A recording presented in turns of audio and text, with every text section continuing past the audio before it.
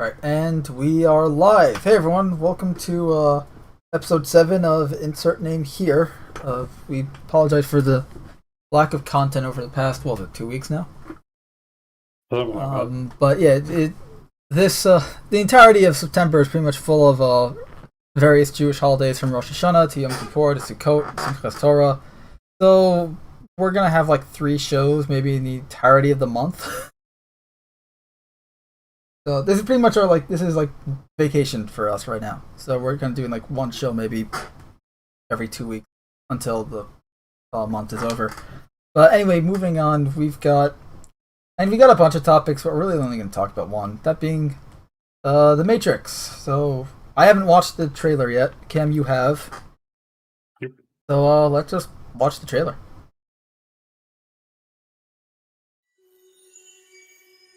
Thomas? You seem particularly triggered right now. Can you tell me what happened?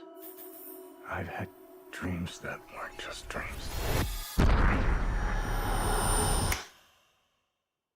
Neil Patrick Harris is in this? Crazy. We don't use that word in here.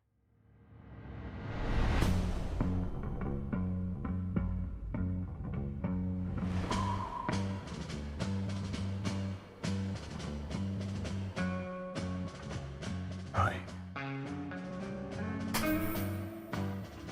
Have we met? One pill makes you larger and one pill makes you small, and the ones that mother gives you don't do anything at all. Go ask Alice when she's 10 feet tall. Time to fly. And if you go chasing rabbits, If you want the truth, Neo, you're going to have to follow me. and you know you're going to fall. The only thing that matters to you is still here. I know it's why you're still fighting and why you will never give up. You don't know me, no?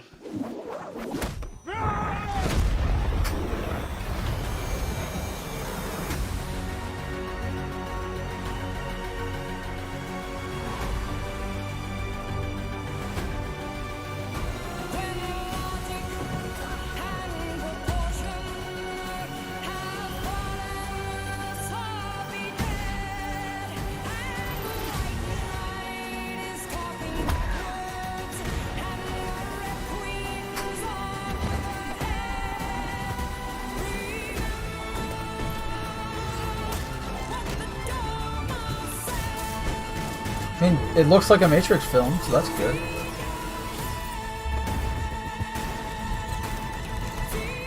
The only difference is that there's no rubber Neo, which is actually a good thing. After all these years, to be going back to where it all started. Back to the Matrix.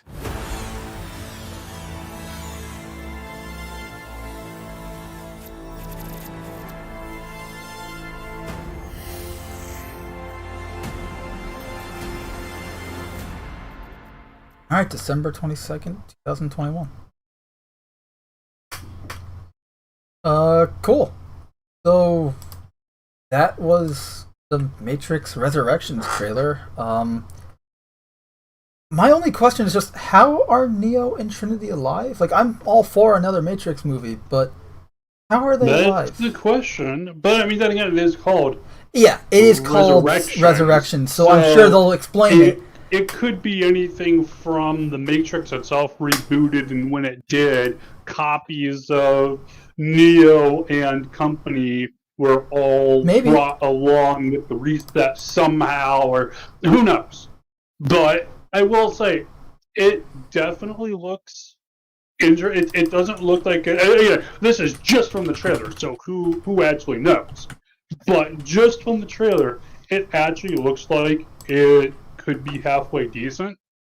I don't know if that's going to be the case. Because with pretty much any reboot recently has been garbage for the most part. So Yeah, it looks great. I mean, as I said, it looks like a Matrix movie, just without the rubber Neo segments that the because the second and third movie, when they started using the CGI a bit more, at the time CGI was still brand freaking new in terms of like being used on such a large scale within a movie, like to do a whole human being, or in the Matrix 2 when he's fighting all the the Agent Smiths. You have at least 100 Agent Smiths, or at least 50 Agent Smiths in that one frame, and you have all and they're all CG because it's Neo and Agent Smiths and stuff for certain stuff, and like the fight scenes were fun. They dated a bit with the rubber Neo. As they call it. Every character from the original except good old Smith. Yeah. Every major character. Remember the whole point of 3 was the machines and Neo were teaming up to kill Agent Smith. Like that was the whole thing. At the end I'm just throwing shit out there. So like I don't know if necessarily is he gone for good? Because again, it would depend how Neo and company came back. Because if it was some kind of it was like a general restart of the Matrix system that somehow brought an instance, because again, we know that they have physical bodies. At least what we are told is they have physical bodies, but their minds are in the Matrix. Are hooked into and stuck there.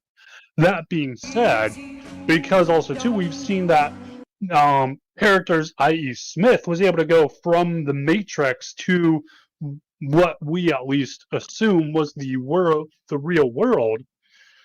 Therefore, it's not too much of a stretch to go and say that you can exist solely in the Matrix as a full human being, full human mind. You can exist solely in the Matrix without having a real body. Is that what we're seeing here? Again, we don't know. But if that was the case, that it brought back the minds of Neo, Morpheus, Trinity, maybe, I like that idea where maybe, look, at the end of for anyone who doesn't know, the end of Matrix 3, I'm going to spoil it, so whatever, but at the end of the third Matrix Revolutions, Neo and Trinity are in a hovercraft on their way to the Machine City to, essentially speak with the head of all the machines and kind of broker peace, but also find a way to end the threat of Agent Smith, who's duplicated into the entirety of the Matrix essentially, and he had to they had to find a way to they had to find because they can kill Agent Smith, but the thing is when you kill Agent Smith it kills the host that he took over and stuff as well, and they're like they don't want to do that. And obviously if he kills everyone, easily the machines could have just completely rebooted everyone, but it kills their entire power source, right? It kills all the humans, so they needed to work together. Really bought the idea that they're using humans for a when you see how many humans they're using, you can even still. The problem is because one, you're keeping the humans alive. You're keeping them on essentially like a comatose life support kind of thing here. But the excess energy that a human body goes and outputs, whether you're even if you're talking the entire spectrum of energy, so we're talking everything from IR, the extra heat you're putting out, the extra electromagnetic energy, etc., etc. Even when you're going across the spectrum, the amount of energy you're getting on a per human basis, it's just not worth it. Unless maybe if you were to put up solar panels, geothermal generators, anything else, is going to generate far more. Ideally, fusion would be the be-all, end-all there, but maybe they're talking because they didn't really go into super detail with this in the original Matrix. But I feel that because the human brain specifically generates a lot of electricity, your neurons, going off like crazy whenever you're thinking, and when you have a mind prison that, essentially this mind prison, the Matrix essentially. So the thing is, if you interrupt those signals, essentially your brain is no longer effective, even though it's generating the signals. They are no longer effectively getting to the rest of the body, which means essentially you're brain dead. And the thing of it is, the Matrix itself, it's not like you're not brain dead. You actually are. Right. You're still alive and functioning when you get pulled out. You're fully Yeah. able. Although you do have, they do say like you kind of have like muscle atrophy because you never used them before. Which okay, that's understandable there. But it's like as it is, like this is just me personally.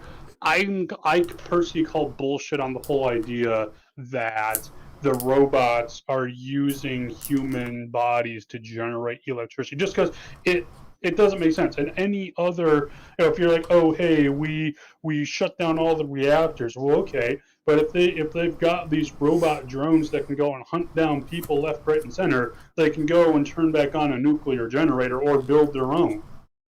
Yeah, I there's mean, no I like the logical- idea of, at least that the second film, Reloaded, Matrix Reloaded, kind of teased that, where you had the, like, Neo was able to, stop the machines as he would in the Matrix, but in the and real we did that in world, 3 as well. like, what if that was also a Matrix simulation of some sort or something, and that's it's like, honestly the theory I've heard that seems to make the most sense, in that everything we were seeing in the real world was a second layer. Because if we go and we do assume what they said was correct, in that, hey, some minds will always be able to tell it was, that it's not real.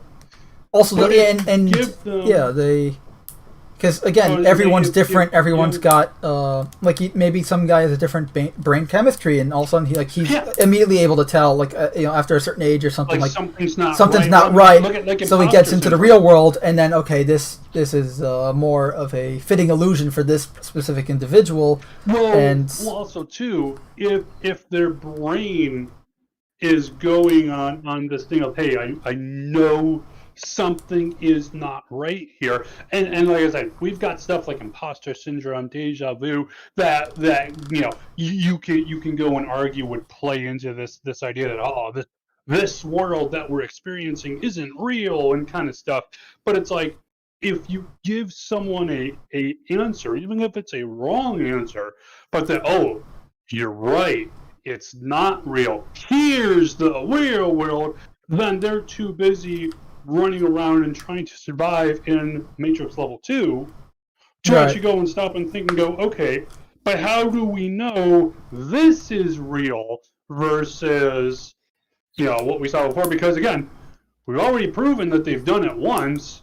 They could relatively easily do it again. And Agent Smith's little speech at towards the end of the first Matrix film, where it's like, humans, what do you say? Like, identify themselves through conflict and misery and all that. Yeah, it's like, that's because the original Matrix was a utopia and paradise, and people just immediately kind of called like fake. This isn't real. Like it was a horrible illusion because it was too perfect.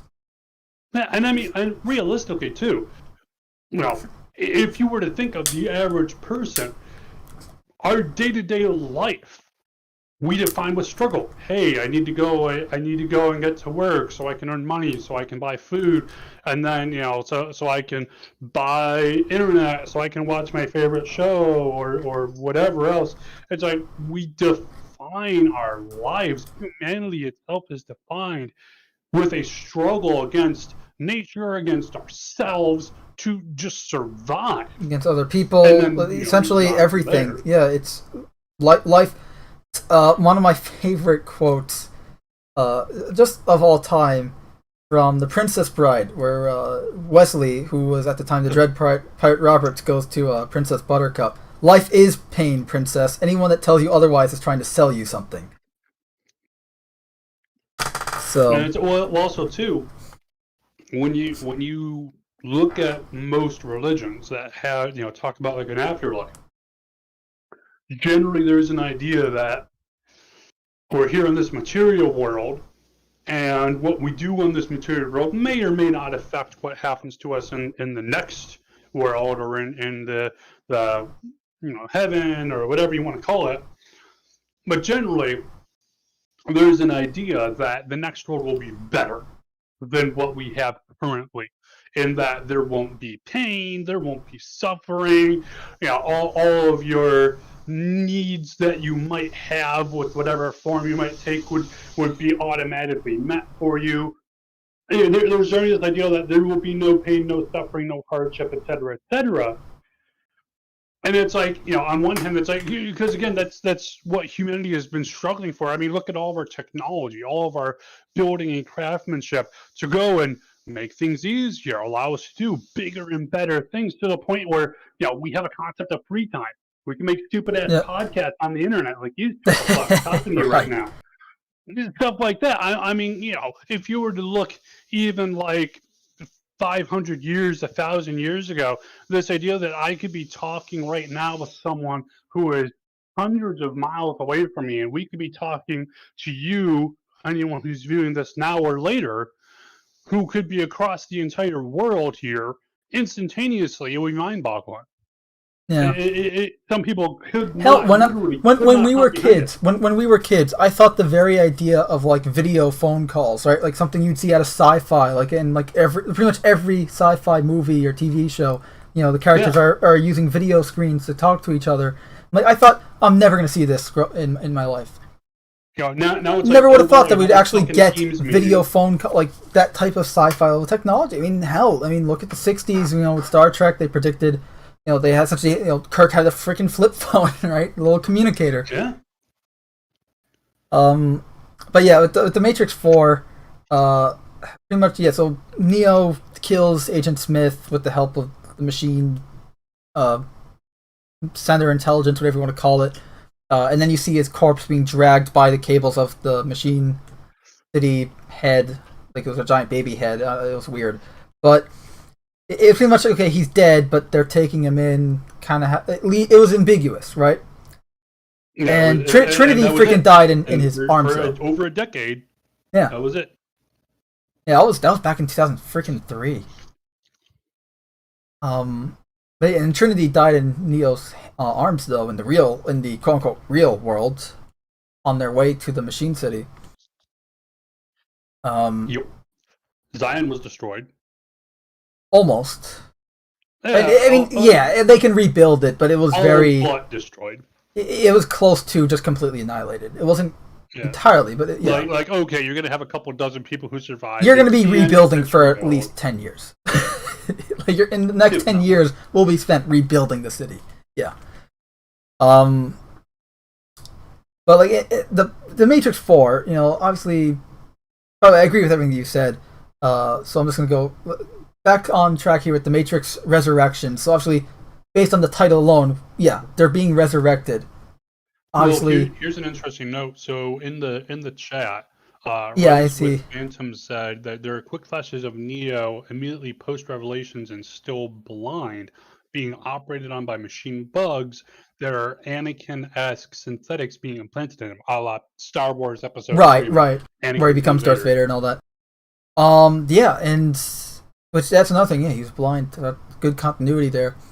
But with the Matrix Resurrections, obviously, they're going to be resurrected. We saw that in the trailer. The question is how. Like, I want to know how they're being revived. How are they coming back? Also, it is worth noting that Lawrence Fishburne is not in the cast list at all, and obviously we don't see him in the trailer. Who is Lawrence Fishburne? Morpheus. So and it's funny because Lawrence Fishburne is both he's not the only original, but Lawrence Fishburne's character of Morpheus is the only original crew member from the first Matrix movie to actually survive all three movies. Well, who then was the black guy who was in the dojo with Neo? Because it looks like very much they may have just recasted Morpheus. I don't know. I just know that Lawrence Fishburne is not back. They could have recasted Morpheus. This could be like a new Morpheus-esque character. I assume it's just new Morpheus. But at least watching the trailer as itself, I'm like, oh hey, it's Morpheus. Just everything they're showing from the way he's talking. He was holding a pill in one scene. He literally gives him the red pill. Yeah. Yeah, like the way he's talking to Neo. All of it seems to be promoting that this is Morpheus. So not sure then what's going on there. Maybe they forgot to add him. Maybe it was an accident. Maybe they recast him. Who knows? I'm just gonna go with they recasted him for now. Which if they want to go for like younger Morpheus and stuff, and who can do like the actual stunts and everything, makes sense because again, how old is Lawrence Fishburne now? I don't know, old Pretty old, because he probably. wasn't exactly super young when The Matrix came out. He was what, mid-30s, late 40s, or About early 40s, somewhere in there. By like the third film, his age was kind of showing a bit. Like he wasn't like look at the third film. How much of the film is he in compared to the first one? He's doing all sorts of shit. But well, because also too, how and there's only a 4-year difference real-world between time? the first and the third. How much between the first and third? The first one was 1999, and the third one was 2003. Okay, so not too much time. Yeah. But still. Yeah, but a lot can happen in 4 years. A lot can happen in 1 year.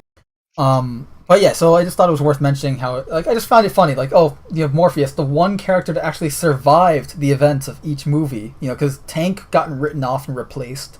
The rest of the crew of the Nebuchadnezzar got killed off in the first film. Trinity and Neo get killed in the third film. He's the only one that survives. But you don't see Lawrence Fishburne as Morpheus.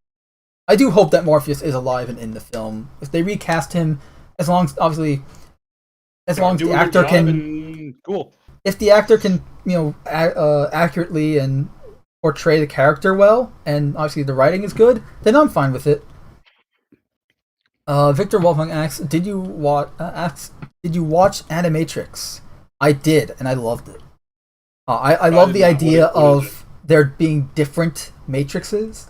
Here's one where it's in Japan, like feudal Japan or something like that. Here's one, there are different settings and eras. Almost like maybe each tower is like a different type of matrix. And I thought it was an interesting concept, but I like how they kind of show you the leading up to the war and to the fall of humanity and rise of the machines. But we're behind in the chat, so Run to Phantom says, Chag Sameach Mando, Shana Tova, I watched this trailer a bunch of times on 0.25 times speed and 0.75 times speed, and standard. Did a lot of frame-by-frame pausing, gone EFAP this biatch. Then there's the White Rabbit girl is blue hair, a little concerning. I guess... Whatever. Whatever. I mean, all the characters were kind of like techno-punk-esque. Yeah, I mean, let's be honest. I've seen some... I've seen, using mods, I've seen some people make some really cool and hot-looking female Vs in Cyberpunk, and they have blue hair. So it's not... I mean, remember Matrix 2? All the crazy character design there. Oh my god, yes. I mean, even the original one, everyone's running around on Switch. Everything literally, the albino chick, or literally was Switch. You literally switch between male and female. I think was the gimmick there. Or at least very, very. Fuck. It was very ambiguous. Yeah. Yeah. Not the word I was looking for, but same difference. Yeah. But to me, I've always seen the Matrix is always this kind of techno punk. It's a cyberpunk. It's a cyberpunk movie. Rather than the spiked bracelets and stuff. Well, it's the cyberpunk genre. The Matrix definitely is part of that genre. It's definitely tech punk, cyberpunk. Especially when you look at those their design, their digital avatars in the Matrix. It's Oh yeah. The leather jackets and sunglasses and the goofy hairstyles some of them have. Yeah. So I'm to me, I'm that just kind of fits right in with the character design already established. Let's see. What Victor Wolfgang says, I like the idea that everything we saw in the movies was still in the Matrix, even the real world parts, as we agreed. I think the real world was definitely just another layer of the Matrix or something, because it means what are the machines really what's their goal? Because you don't know, right? Also, too, everything that we learn about the Matrix, about was then flipped on its head. Why it exists. Well, everything that we get we're getting it from a machine. We're getting it from a programmer, from some instance or some avatar of. The Oracle is a program. The Architect, another program. It's all from the machines. So what's real? we literally have no idea if any of what we're being told is true. We, at least originally, we were like, oh, okay, this is all the information we have. Of course, we'll take it as true for now. It fits with what we got. As time went on, we're like, wait a minute, is this really the case? And now it's to the point where we have no idea. You know what? It's interesting because but I would I'm willing to say that the subtext of the Matrix, all three movies, is kind of like the entirety of the story of the Matrix is to make you question what's real. The first film, obviously, you're the Matrix. What is the Matrix? What this world that seems real and turns out it's fake. And then the second and third movies do the same type of thing. What's real? What's the actual goal? What's the plan? So you can kind of say the subtext and I'm blanking on the goal of the film as a whole is to kind of make you question what is real, what's reality, what is true. Yeah, make you think. Kind of like how in Alien, the first Alien, and even Aliens as well, the subtext of the film is fear of the unknown, right? Like the unknown, it can be dangerous and lethal. In those movies, the unknown comes in the form of the xenomorph. Sometimes you look into the void and the void looks back. Right. The void is loud and demands chicken. Or your face. Face huggers attack. Chicken. Yeah, chicken too. Everything tastes like chicken. What if it's supposed to taste like oatmeal though? The reference from that. How do we literally one specific line in the first Matrix where that guy goes, "What if everything tastes like chicken? But what if the machines got it wrong? It's everything's supposed to taste like oatmeal or something." Mouse, the character Mouse that does the red dress program, girl in the red dress. Let's see what else we got. Run to Phantom says the trailer reveals a lot. Trinity's crying green code in the golden lit room with Neo, suggesting she's a program, and not Morpheus confirms this by telling Neo that the one person he gives a shiz about motivates him to stay in the illusion. Right. So in other words, that's actually not a bad theory. Like maybe he's purposefully or subconsciously trying to keep himself in the illusion, despite, or maybe the opposite. He's subconsciously fighting the illusion because that's part of his character to his core, but he's trying to keep himself in the illusion purposefully because, the reality is the only person he's ever loved is dead. I mean, it's actually a pretty good story there, but we'll find out, I guess. Indeed, we shall. What Victor asks from when we were talking before about the heaven. So the Matrix is heaven? Not quite. I think we were just we were just comparing how worlds, again, it's kind of like what is real, and you have this world and the next world. Again, if we can believe anything the machines tell us, they made the original Matrix to be heaven, and people rebelled against it because they're like, fuck this shit. Because it was too perfect, right? Again, humanity. It was too. I mean, imagine if, for example, we triumph because we need something to triumph over. Well, imagine, for example, if you were to live in the world, pretty much think of any cartoon that's made for kids. Imagine if you were to live in one of those worlds, because there's no pain, there's very little problems or struggles. Imagine if you were to live in the Teletubbies world. Kind of thing. I don't know, that vacuum man. That vacuum cleaner is scary. It would drive you insane just because nothing is real. There's nothing to nothing do, real, nothing sensical. Really. There's no reason to do anything.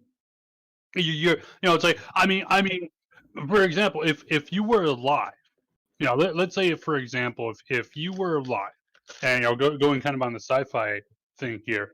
If you were ejected out of a spaceship for whatever reason, the ship was destroyed or what have you, and so you're in this advanced spacesuit, and it can keep you alive indefinitely, but you're just floating there in space.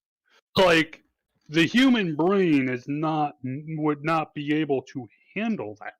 Remember the original Twilight show did this really well, and that was essentially this guy becomes immortal And at first he's having fun with it, but then he's like, "What's the point of living if there's because there's no feeling, nothing hurts him, nothing does anything. There's no thrill in life, right? Because he's immortal, he's impervious to harm and to feeling and all that. So it's like, why? And then eventually, he just gets bored and kills his wife, calls the police, tells him, okay, lock me up, I killed my wife, and then learns that, okay, I'm now going to be sentenced to jail for life, and given that he's immortal, yeah, exactly. So it's kind of, so he, and he's just like fuck. So it's kind of like, exactly, it drove him insane, essentially, to the point where he because he made a deal with the devil to become immortal. It's like, and the deal was, once he's bored of being immortal, the devil would come and claim his soul and kill him. And once he's in jail, it essentially happens, because it's like he can't live anymore. Essentially, he essentially killed himself without actually killing himself. That almost sounds like if you remember the movie that came out, it was sort of like 5 or 6 years ago, the Dracula film, which honestly I really liked. I was hoping they would make a sequel to it because they had set it up really well. But essentially you had Vlad Dracul, and it pretty much sets up the whole conflict during the time here. He finds like some guy that that was like trapped in this one location, who gives promises him power, gives him power. He's still unable to save, if I remember right, both his wife and child die during the ensuing battle, despite him trying to save them from the invading forces. He goes, or no, I think his son, I want to say his son actually survived, but his wife died. But then it goes in it fast forwards to like modern time at the very end of it, and it shows him walking around, and then he sees essentially the same actress who had played his wife playing another character, and essentially it's like, oh, his wife was reincarnated, some BS there. But the kicker of it was that the original person that he got the vampirism from supposedly made a deal with the devil, kind of thing, or perhaps was the devil. Although we see in that flash forward in modern times, we actually see that character as well walking around. He's wearing like a modern suit and stuff, but where you're just kind of like, oh shit. Again, it was kind of setting that up, but it's this idea of, if you're getting this power, what is the cost? And right. Who will come to claim the cost? But my point of the Twilight Zone story there, by the way, Twilight Zone is a great show for all sorts of stuff, is that you're when you have that utopia, or it's not that when you have that utopia, but when you're forced into that utopia, right? Like, or you're forced into being, XYZ, it can drive you insane to the point of suicide, or to at least to some detrimental effect, which is why human beings probably neglected the utopian version of the Matrix, and why we got what we got, at least in terms of in that universe of the Matrix, where we got the Matrix that we know that was supposed to be recreating the 1990s and early 2000s. Runs with Phantom says, folks in the comments section of the trailer are saying that in a canon MMO Matrix game, Morpheus goes crazy and dies. So is that just like a Morpheus? Ooh, what if this? What if the Morpheus we saw was a program based on Morpheus? Could be. I don't know, just something I came up on the top of my head. Victor Wolfgang says, there's a book series called Magic 2.0. It's about a community of nerds that found the source code of the universe and are now playing themselves off as wizards, but are actually playing a game. Alright, so it's similar to Matrix, where you have reality is essentially codable and manipulable. You can manipulate the universe. Oh, to be fair, every decision we do first, but Phantom says, so this Morpheus is a program as is Trinity. Oh, so maybe that is the case. Maybe. Runs with Phantom says, partway through the movie, I predict Neo will wake up in his Darth Vader Neo body. Yeah, I mean, it will be interesting. I have the scene on the screen right now where you see the machines in the quote unquote real world operating on Neo as we last saw him in Matrix Revolutions. Victor Wolfgang says one character found the code during the 80s, so he uses a Commodore 64 to play with the fabric of existence. Makes sense. Of course. Runted Phantom says the fella at the end of the trailer is either the architect or the Merovingian. Oh, the Merovingian, the Frenchman, right? Bastard. That French bastard. By the way, I know a lot of people hate the Matrix Reloaded, but I love that entire scene where they go to see the Frenchman and the highway sequence. Good track, good action. Victor Wolfgang says that sounds horrifying regarding living in the world of Teletubbies. Which proves your point. Both of our points, actually. Victor Wolfgang says, remember what happened to Cars and JoJo? He was sent into space, and after like a while, he stopped thinking. The spark of thought died because he was in space for that long. Well, I mean, yeah, if you have no oxygen to your brain brain dies. That's the unfortunate reality of human biology. Grunted Phantom says, Neo could be in a personal matrix filled with figments of his memory manifested by programs as a place for his mind to heal while the machines resurrect Neo in the real world. That's possible. That's an interesting one too, yeah. Or it's like essentially they're keeping his mind alive as they repair his body. Well, or they could be, because we saw too that he was in some kind of dojo with not Morpheus. So they could also be training him for some reason. Because as we've seen, there is the ability for you to train and have downloaded to you all kinds of various skills and stuff like that. So while if that is true as well, they might additionally be training him for some other purpose. Yeah. We just don't know. I mean, we have a look at the real world here, with the blacked out sky and all the human bodies being used as batteries and all that fun jazz. And it's kind of like, nothing's really changed, right? It's still the same world that we know and love from the first 3 Matrix films. We've got the hovercraft floating over there in the ruins of A City. Something like Yeah, that. but then we have back in the Matrix, where Neo and I guess for lack of a better term, Program Trinity. Honestly, we got guys shooting at this. I'm going to call her White Rabbit for now because the original film you had the scene follow the White Rabbit, the girl with the white rabbit tattoo. And it is interesting that they're.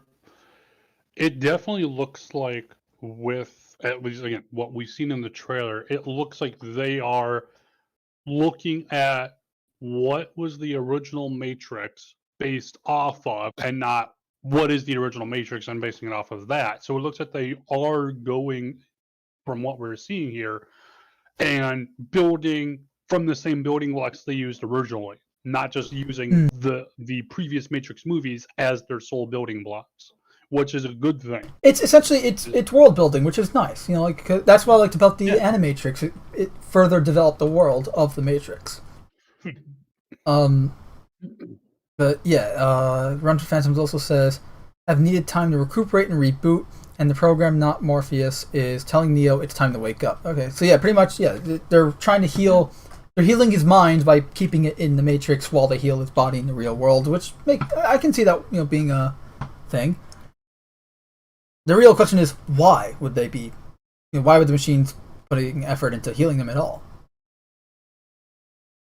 Right, because he's the anomaly, right? Well, I mean, Agent Smith was then the anomaly, but he was the first anomalous creation of the Matrix. Like the Matrix itself gave birth to the one, or the first one, and then there was another one, and another one, as according to the architect in the second film. But unlike other, it was kind of like it was described like the one was not a normal human plugged in, but their consciousness was kind of from the Matrix as opposed to the human itself. So I don't know. Like it's like they're kind of like that bridged machine and human, right? Or I guess like a program human hybrid type thing. Like I don't know. Maybe I'm reading too much into it, but it was that's kind of what they described it as in the first two films. And yeah, and obviously Neo kind of broke the cycle and all that when he decided to save Trinity instead of letting what was it essentially de-resolution himself, right? I'm using Tron lingo here, but I apologize.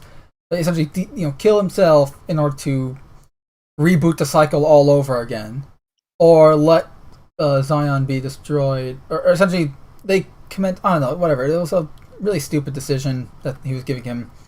That at the end of the day would have been meaningless because you never know if they were going to destroy the city regardless. Like that, which is why I kind of because Smith was the one controlling the machines that attacked Zion originally, correct? That was not the actual machine intelligence.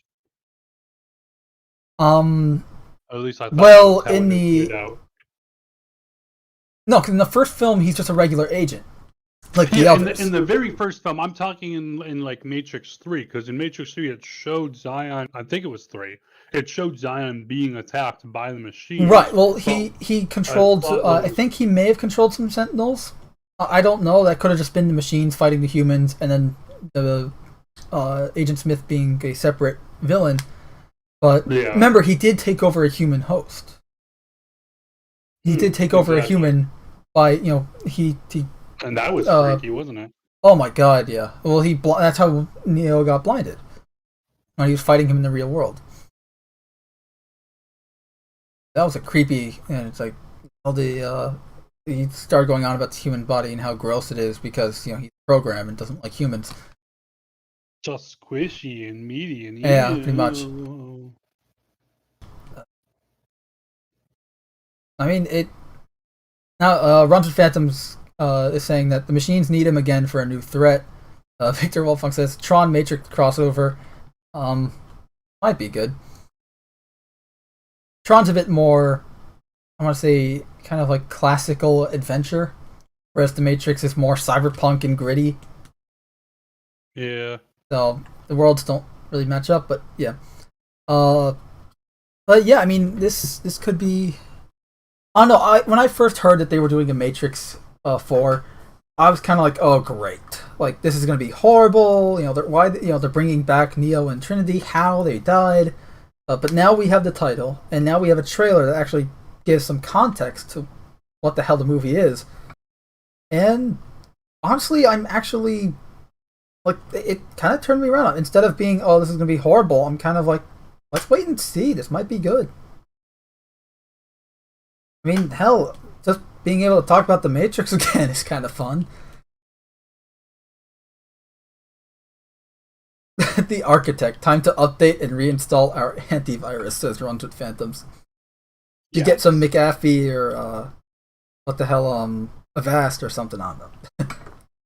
No, a shampoo. It just shows them. It just shows them like, so it shows like Neo being like on the operating table. You got the machines like keeping him alive, and you just see like the Architect, and he just has like an 8-bit graphic kind of thing. Like, and he's just like scrolling through like different upgrades or options he could give Neo just while they're repairing him. Laser beam eyes? Nah, too cliche. Super strength? Yeah, we'll go with that. Just like that would be a little too out of character for the Matrix in general, but it would be hilarious. When you say that, it reminds me exactly of the opening scene of Deus Ex: Human Revolution, where Jensen is getting augmented, and they're like, it's coming because you're watching it from Jensen's perspective, but you're hearing all the dialogue going on. Oh yeah, the dialogue. And they're talking about like, add this, add that. Like, no, that's not safe. Blah blah blah. It's like he's like, I don't care. Like, I don't care. Add it anyways. He'll be fine. This is prototype. I don't care. Put it in. Replace his heart. Well, I mean, give him a new spleen. It was funny. Your boss pretty much gave you like all of the top end military augments. Yeah. Which now, then again, if, Well, you were his security I- guard, so Well, yeah, Yeah. you were the chief of security. You got, for all intents and purposes, almost killed. They're literally saving your life at this point. Hey, this has happened once. Will this happen again? You don't know. Give them everything. Give them their top end augments. I don't care what the cost is. Throw them in them. right. And again, because you yeah, don't it was know, it was it's gonna happen again. obviously over the course of the game you find out, oh, this was evil. These guys actually doing evil stuff and all that. But when the game starts, you're the chief of security for this guy. So naturally, he's gonna try and make sure you're continuing to Well, stay I mean, I alive don't to be his think chief of security. And I don't think it was found that your boss was evil. No, what I wouldn't say he was innocent. I mean, not necessarily. I mean, he's a freaking, corporate, CEO in a cyberpunk dystopian future kind of thing going on here. So of course not. But that being said, he wasn't like, oh, I'm going to control. He was. Wasn't he a member of the Illuminati in that I'm- game? I don't think so. It's been years since I played. I need to replay it. Because if I remember right, the underlying plot of it was that you actually had one of the guys who originally, because like your boss was one of the guys who first helped to make the He's literally the company he's the boss of makes the augments, makes Well, augmentations. it's not the only company, but it's one of the largest, and it's the one on like the pioneering cutting edge of it. But you had some other guy who was part of the whole Illuminati bullshit that essentially like hacked all the augments to be like, that was the augments guy that are literally invented the bad. augments in that universe. It was the grandfather Yeah. of augmentation, who Yeah. was And not he able to was get an like, augment I himself don't because like his body augments, rejected it. And Yeah. Well, and that's why it was interesting too, is that the subplot then was that Adam Jensen, your body never rejected augments. And you never needed to where take everyone else- the the enhancers that allowed you to stay augmented, because your body would then reject they're foreign material. anti-rejection meds, essentially. Because they're all made from him, from his DNA. All those. Well, they aren't. The anti-rejection meds aren't made from his DNA. Those existed before he really came around. But what was The modern, so- I think so the modern really- versions were. That's what his girlfriend was working on, wasn't she? No. What it was is that what it was that you had augments. Augments had existed for a while. Adam and his girlfriend hook up during like some of that stuff. Because she's also working on all these projects and stuff. She had it probably just had some, probably just one of those random happenstance things, or maybe it was because hey, he's working for the company, and so they have his blood work on file. But she takes a look at his blood and just runs some like general tests on it, and she was like, "What the fuck? His blood is not going and showing any issue with accepting the augments." And she was essentially just looking into, because that was essentially the breakthrough. Was that, hey, and again, it wasn't anything, as far as I'm aware, it wasn't anything planned. It wasn't anything deeper than just like, oh shit, this pretty much randomly happened and we found it now. And it was essentially just that, hey, we have found a person who can accept any augment. Their body does not reject it at all. If we can go and work and find out why this is happening and apply it, in some kind of a medicinal form to everyone, we can go and make anyone who needs augments a hell of a lot safer and healthier than having to take this anti-rejection med like every month or week or however often it was. That was the whole idea of it, and that was I believe one of the main points they were looking over, like they were building up toward this conference that was happening. That was one of the main aspects of it, is that they were like, hey, we can make this a lot safer for everyone. And so then it's like, why wouldn't you have augments? Then you had the whole thing where people's augments were hacked in general and turned against them, and anti-augment mentality pretty much went around the world here, to the point where people who had augments were pretty much shunned, couldn't find work, attacked, killed. Yeah, and that's when Mankind Divided played into that a lot more, which I never. They never finished it because they left it on a cliffhanger. The game did not do great because it ended on a cliffhanger and because of some really stupid monetization bullshit. So Yeah, well, I don't and think it's we're like, ever if you're going to gonna get a finish to that story, which is unfortunate because it's a good one. Yeah, well, I mean, it was a really interesting idea, and the way they did it was really interesting. Just they never really committed to it, Yeah. unfortunately. So back to the Matrix. Thanks for the clarification. Because Wait, we're going I back need to the to Matrix? Oh no! I need to replay Deus Ex. By the way, it's a fun game and I haven't played it. I think the last time I played it was 2013. So what you're saying is you're old, huh? Oh, I think the last time I played it was when it came out. So So you're saying you're old, huh? yeah, that too.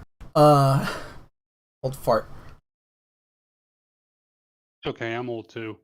Yeah, just a bunch of old farts talking about cyberpunk. Great cyberpunk stories.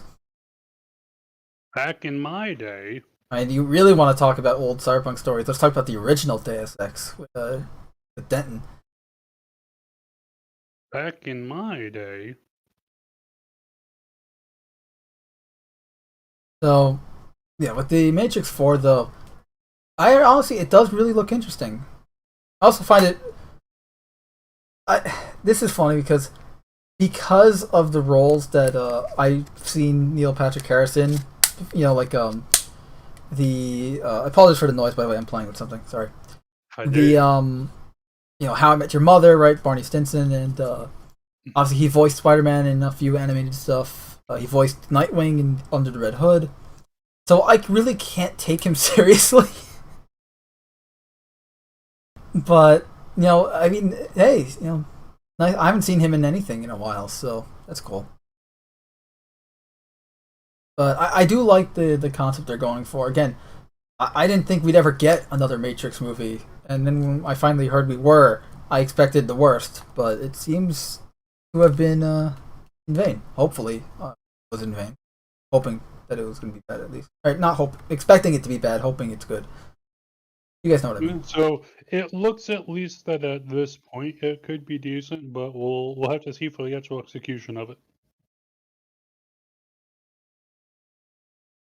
But at least what we're seeing on the trailer here, it definitely does seem to point to them still taking reference from the original references, which that is a good indication.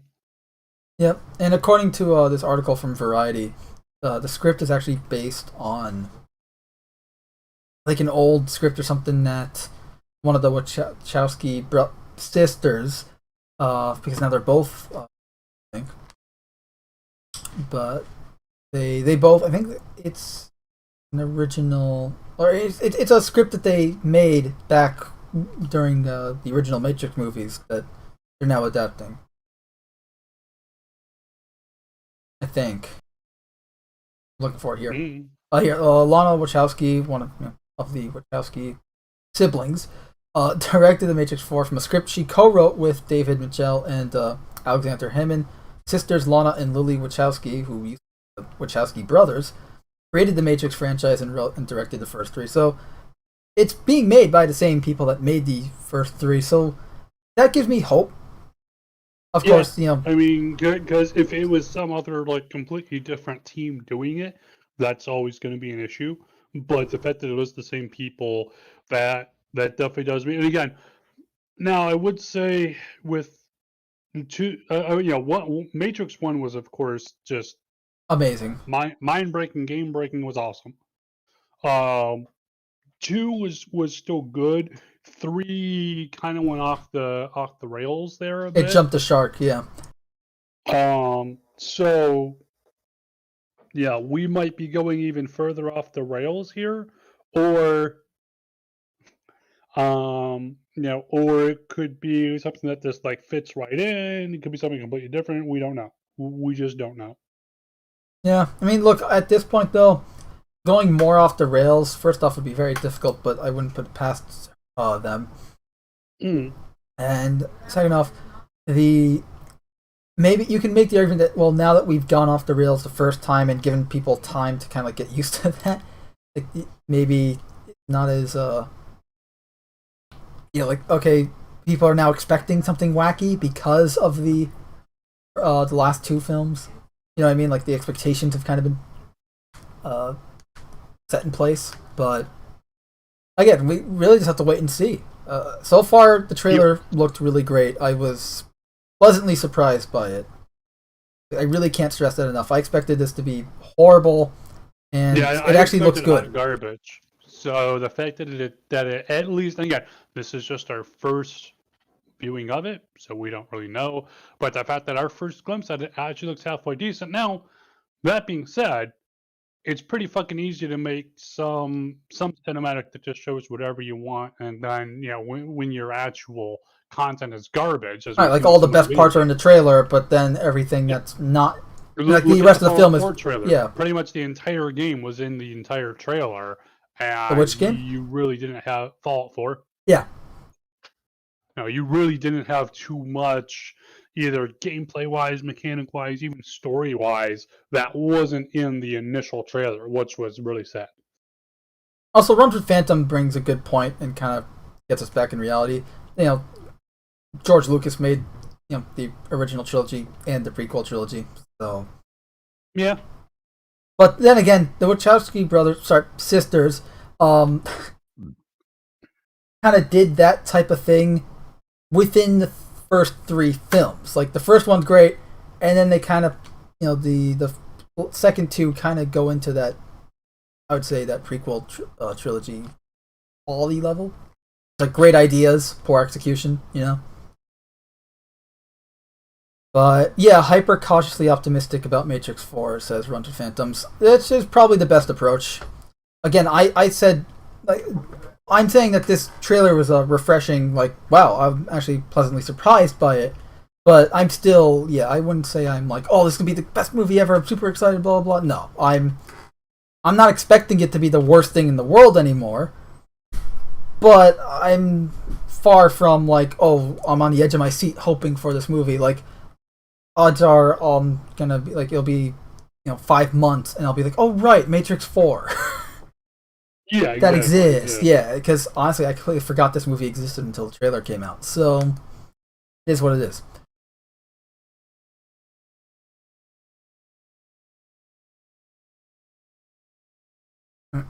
What would you like to see from the Matrix? Like, what would you like to see from the Matrix? Honestly, if it was, like again, I'm gonna talk like overall plot points, because like to me the nitty-gritty specific details don't really matter as much as the the overlying story that's being told. Agreed. I would love to see, and also too, it'll depend based on what they're looking to do with it. As in, is this just hey, this is kind of just wrapping up the entire Matrix storyline, and after this, that's it? Or is this going to be an opening into a whole new series of movies or other entertainment, such as like maybe a cartoon or games, whatever, or another like animatrix or something, or a game or something? Yeah, or something here. If it's something that's going to be more open ended, then I would just want to see stuff. I just want to see the movie kind of just helping to answer some of the unanswered questions, and just helping to set some amount of, not necessarily boundaries, but helping to kind of just define the world that other media would be working with, to just give a bit of a clearer picture. Because as it is, I mean, like I said, we don't even know, is the real world, is that part of the Matrix still? Is that really the real world? If not, what is the real world? Like, there's just so many questions. There's a lot of unanswered questions that I would like to see answered too. Like, what's the end goal for the machines? Because they keep changing the goal in each movie. So what are they really about? What's their plans? What's their end goal for humanity, for themselves, and that side of things as well. I'm just curious to see what happened between after the end of Matrix Revolutions. Where there was it was almost like there was like peace, right? between Yeah, because you had the Sentinels about to kill Morpheus and there was at least the at least a ground ceasefire set for a potential ceasefire, non-hostility, something like that. And it's like, if that were the case, for example, let's say that, if we were to, because again, we have so many unanswered questions, but if we were to assume that the humans in the pods and the machines using us for electricity and or other reasons, whatever, if we assume that was the real world and there is a potential peace or ceasefire, it's like, okay, hey, we'll help each other here, simply for the nature of survival. You know, what kind of rules are we going to have? Is this going to be an equal partnership, or how is this going to, or are the machines going to try to keep humanity enslaved in the real world too? Because hey, you do what we say or we'll shoot you, kind of shit. We don't know. There's just so many ways it could play out. So I would just like to see more of that kind of answered. That being said, if it turns out this is just going to be like the capstone on the Matrix in general, and that once this goes and plays through, that's kind of it. At least for them for now, they aren't looking to return back to it. Then I would like to go and see, of course, all those unanswered questions answered, and I don't really want to see them end on like a cliffhanger kind of thing. Too much stuff these days. It's like, the end, or is it, kind of shit. And it's like, just wrap up this story. Now it could be cool to see like hey, we wrapped up that story, but here's the universe of the Matrix. 20 years, 50 years, 100 years down the line, you could be telling a completely different story at that point, and you can make it into whatever you want it to be. Yeah. Whether you'd want it to be cyberpunk, sci-fi, retro-futuristic, pretty much any kind of story you would want to tell, you could play off, depending, of course, how you end the original series there. So, that might be interesting to see if they just kind of be like, okay, we aren't going to really bring back anything here. It's in the world of, but a completely separate story. Okay, here we go. Honestly, yeah, I just maybe we can see some kind of anthology thing later, right? Like some similar to the Animatrix, where just random tales within the universe of the Matrix, right? Like, or the Halo, which was the Animatrix was pretty much like a similar thing to Halo Legend for Halo, right? Random stories in the Halo universe, although some of those weren't canon. Yeah. And obviously Batman Gotham Knight, which is again anthologies within of Batman in various different canons and settings. Well, because also too, you have so much stuff. In a well-built world, you have so much that goes into building that world. It's sometimes really cool to see just like a story here, a story there.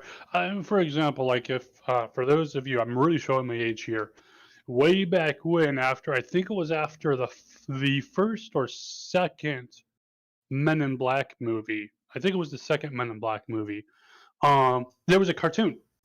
Actually, that may have been after the first one, because the second one was in 2002.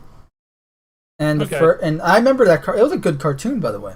Yeah, and and it showed a lot of the characters we saw from the original movie, where they'd kind of come in and out depending on. I think Jay was the main character of it. Yeah, it was literally following Jay, and Kay returned and all that. So yeah, Kay returned and that, and just all the wacky hijinks they're getting into. But it really served to flesh out the universe of Men in Black to kind of see, okay, what is the average day like in this? What is this like? What is that like? What does this mean?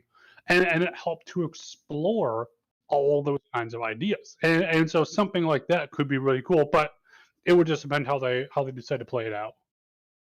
It was, yeah, and by the way, that series was great. Good animation too. I loved it. Yeah, I love the style, I love the storytelling. The animation was different, but it was good. Right, well, I like that it was different because it fit the world.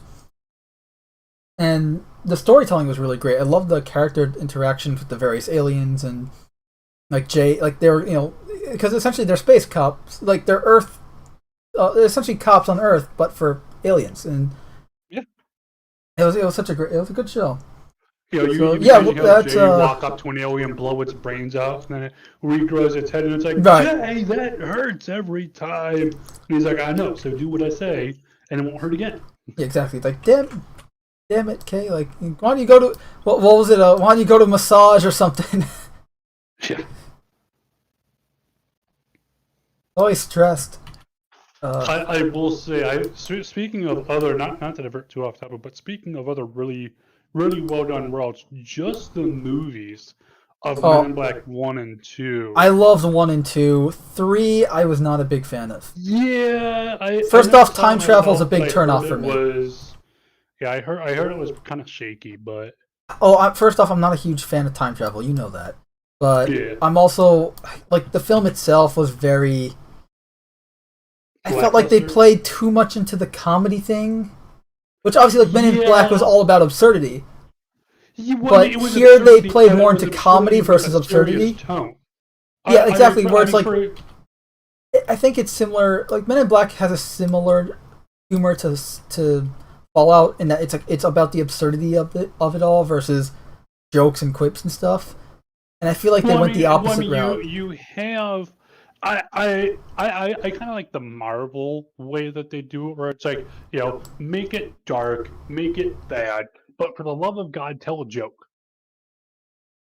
At the end of it or something.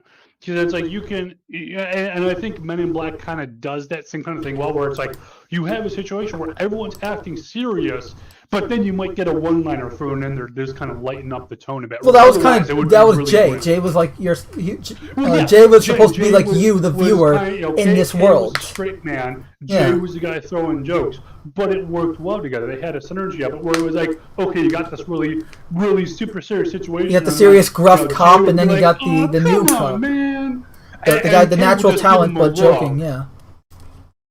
But it played in well. Whereas if you didn't have Jay throwing, a comment here, a joke there, it would be like this really grim or really serious moment that otherwise got lightened up just a little bit because of it. And I think that played in well. Because, I mean, for example, like when you had, I think one scene that really kind of describes it well to me was when you had Kay pull Jay aside, because Jay had been like running around in the street, like yelling, like, "Hey, you guys get out! We're hunting this alien thing." Right, he's not gonna leave the planet in a cab. Yeah.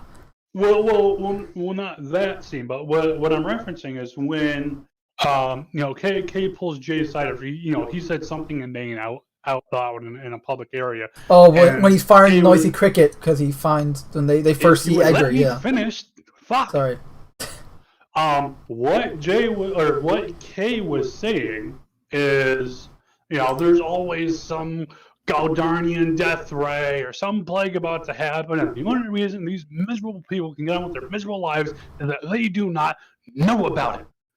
And again, it was just this absurd moment where you're like, the world is constantly 2 steps away from destruction, and it's only because these idiots are running around trying to stop everything that's going on, all these plots or issues or whatever, that any of the rest of the world can get along in peace. And I felt that just kind of captured the essence of Men in Black. Is you have this absurdity that you have this world that's constantly under threat, and yet, by the skin of its teeth, they still keep living.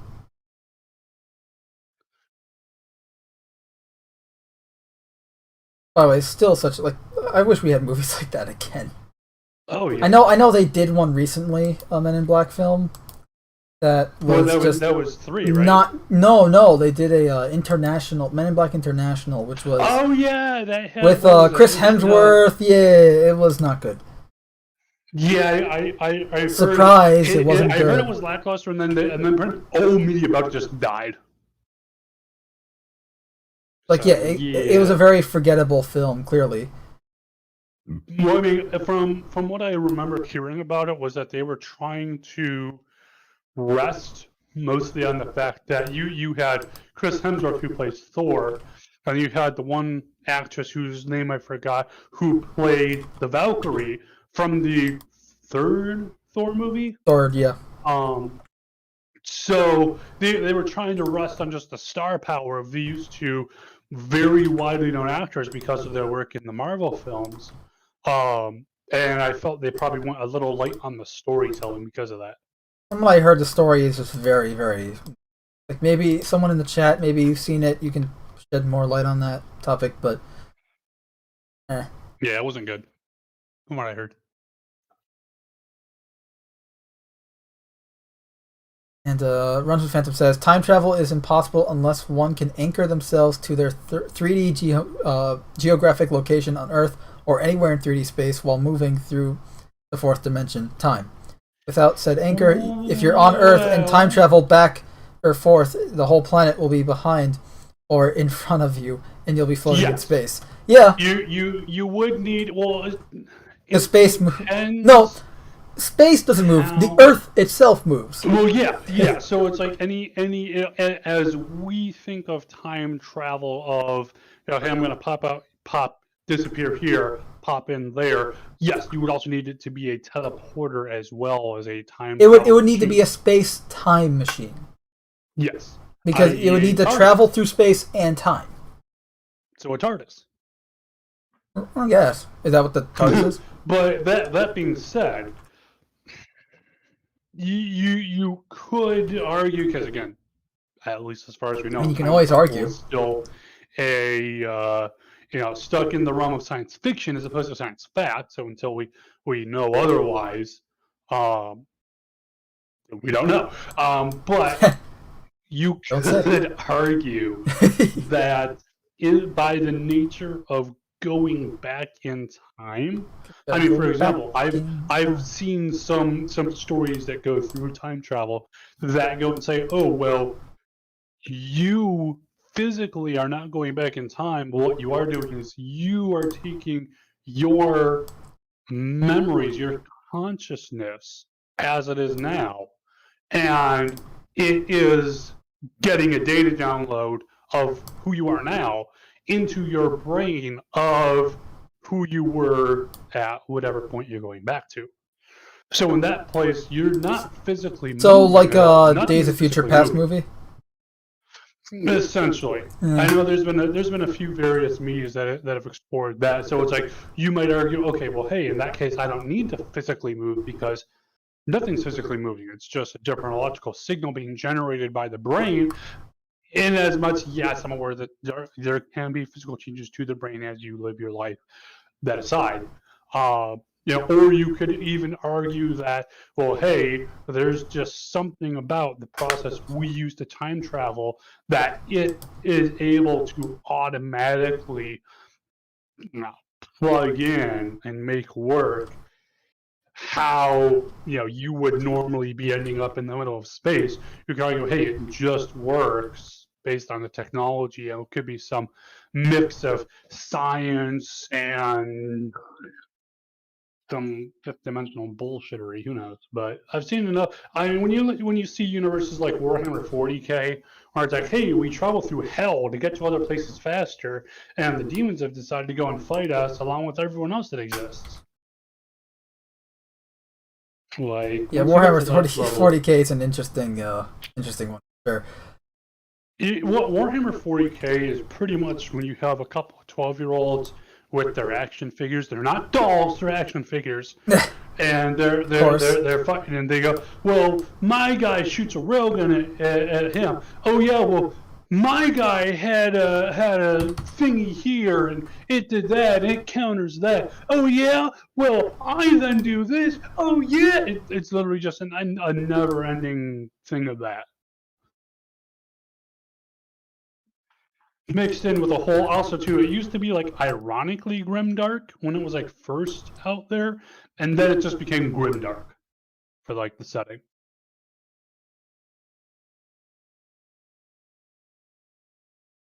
Honestly, the only time travel movie that does time travel really, really well, where the time machine isn't a time/space machine where it moves you through time and space, would be the Time Machine, right? The original Time Machine movie, and because again, like you literally saw how that machine worked when he was traveling through time. It was essentially fast forwarding or rewinding through time. You saw like so it was like stationary you on the yourself Earth. were not necessarily moving, but your passage through time itself was moving. Yeah, and then you have. This isn't even a time travel movie. It's time manipulation, but Frequency. The movie Frequency. I love it. It's essentially Never seen it. pretty much it's a father and son. They're through some whatever movie magic. The son's able to contact his father from 30 years ago using the same ham radio that his father's using. And they're at some point they're trying to solve a murder that happened. Like it started in 30 years ago. And let me guess. the murder's still out. Murder. The murderer kills his mom, and so the father and son are trying to figure out, okay, what happens before the mother dies and when the mother's dead in the present. And so they're finding clues, and okay, you got his wallet, great, hide it in this location in the house, I'll find it. And he the second he hides it in the house, you hear over the ham radio, found it, because he hid it, so it's already there in the future. So like it was a clever movie. It's a good father son. What was the underlying thing of it? Who done it? It was some random murderer character, but the point was like it's a movie about the son finally really getting to know his father who died when he was like 10 years old, and them working together through time travel shenanigans and all that. Because the father died originally, and then he saves his life through this time machine ham radio thing.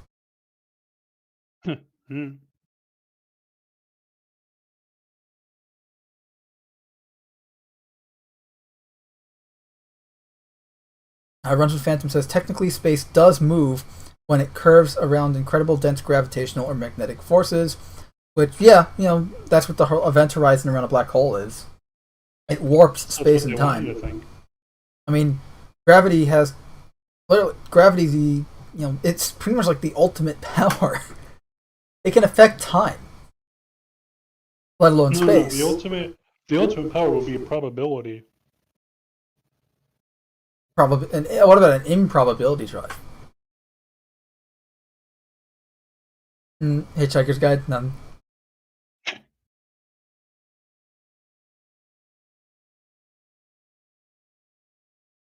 But yeah, that's Matrix 4. It looks good, but we'll wait and see. What else? Is it? We could talk if you want So Chuck Dixon, the writer for Robin back in the 90s, well, he responded to the whole Tim Drake Robin coming out as bisexual and all that, and his response was actually quite, normal.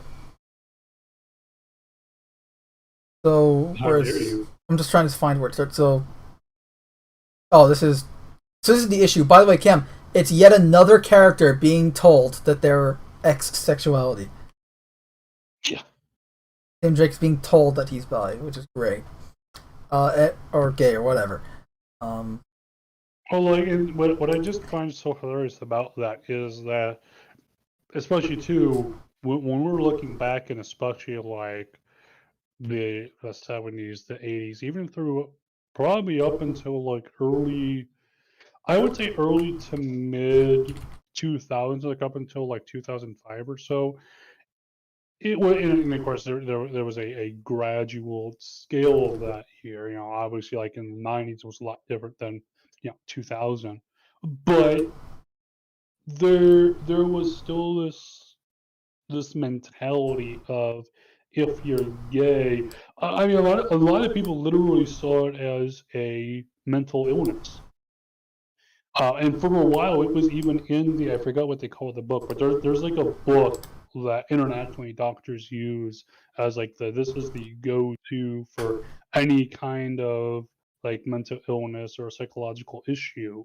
And for a very long while, being gay was in there as a mental illness. But we moved more toward the idea that, hey, no, if this is what people want, it's like both people are consenting adults. Who cares other than the two people? As long as they're happy with it, no one else should be entering into it. As But it was Poger would, but it was pushing against this idea of, oh, well, you're straight, you have to be straight, and now we have, and it's like, why I should be able to determine what my sexuality is myself and only through myself, right? That was kind of the message of acceptance that had been getting pushed to the modern day, and now we have people and characters being told, well, you're gay, but why? Well, because I said you're gay. Like, that's not how this that's works. what happened with Bobby Drake Iceman. That's what happened with Tim literally Drake. had in that X-Men comic, Bobby being told that by Jean Grey. Well, I went and invaded your mental privacy, one, and I am telling you, despite you saying otherwise, I am telling you what your sexuality is, and you can only accept it. Like, what the fuck? There are so many things wrong with that situation and sentence, but it's like each person should be free to choose for themselves what their own sexual preference is, and not have someone else going up to them and telling them, hey, I have determined for you that this is what you are, deal with it. Like, It spits in right. the face of what I believe in that, like, no one can tell you what you are and what you should do. That's something only you can do. I mean, it's the exact same type of bullshit when people go, well, I know what's best for you. No, you don't. You don't even know me. Right, Most of the people what's who say the that yeah? kind of shit, It's unless you're a parent with a very young child, you don't know shit about me, let alone what would be best for me.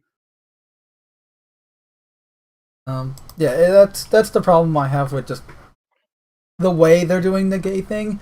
Them just turning pre-established characters that were never gay or never written to be gay or never even hinted at being gay, being gay. That's a different topic. How they're doing it. If you're also the fact that hey, this character's always been like bi-curious and it's only now popped up.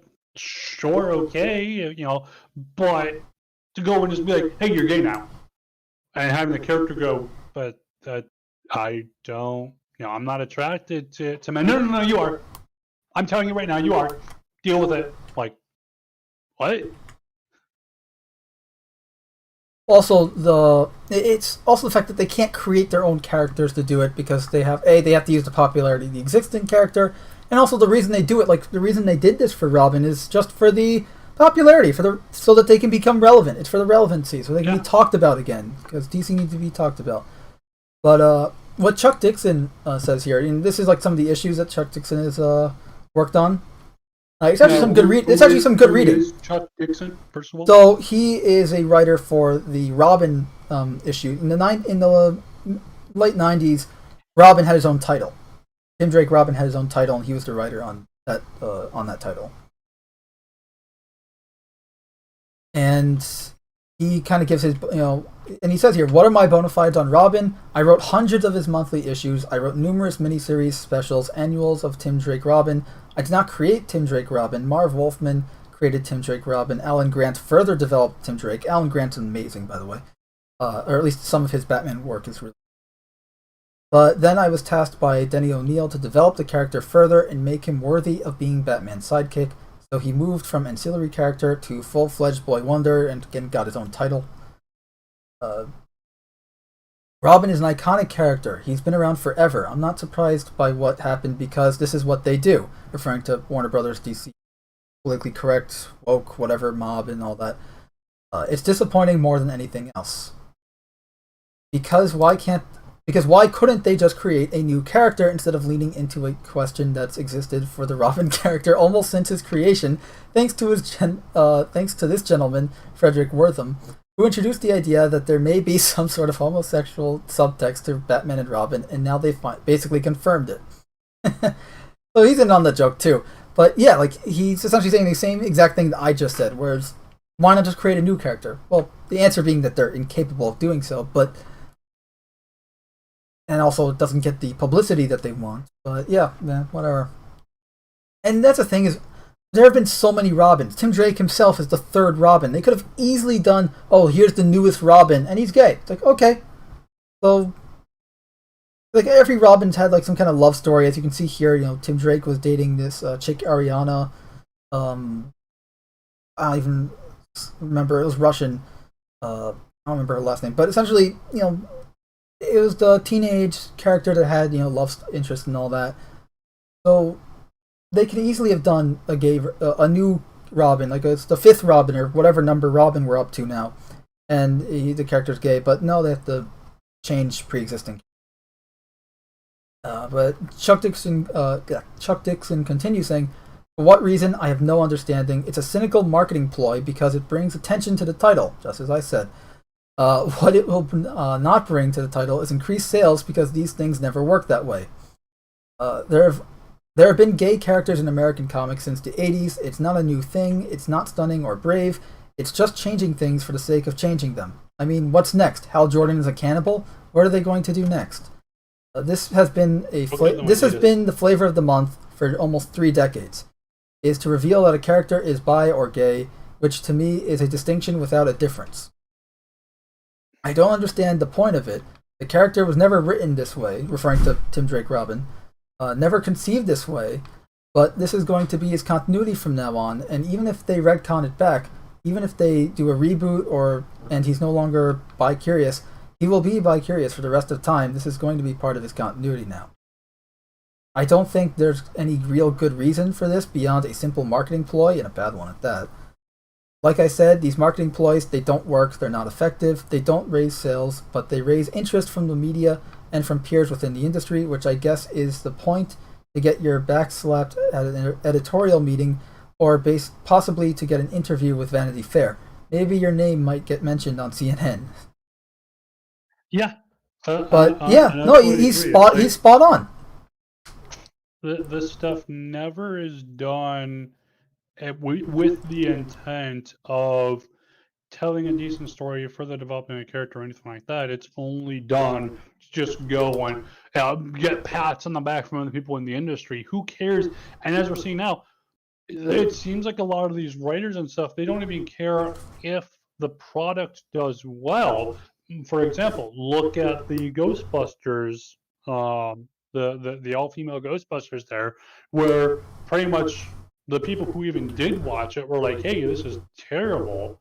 And then all the director did was say, even before it had come out, was saying, "Oh, if you have any criticism of it, it has to be because of sexism. It can't possibly be due to legitimate issues." And it's like the amount of egotism to say, "Well, what I am developing here is perfect for every single human being on Earth. No one can possibly find any criticism for it. Therefore, if there is any, it must be due to sexism alone." Well, that's why. The amount of ego into that, and it's literally just that they try to use the fact that, oh well, we had an all-female lead cast to deflect the rightful criticisms that will come because of their shit writing. Because as you've seen with a lot of these writers nowadays, they have no idea how to write.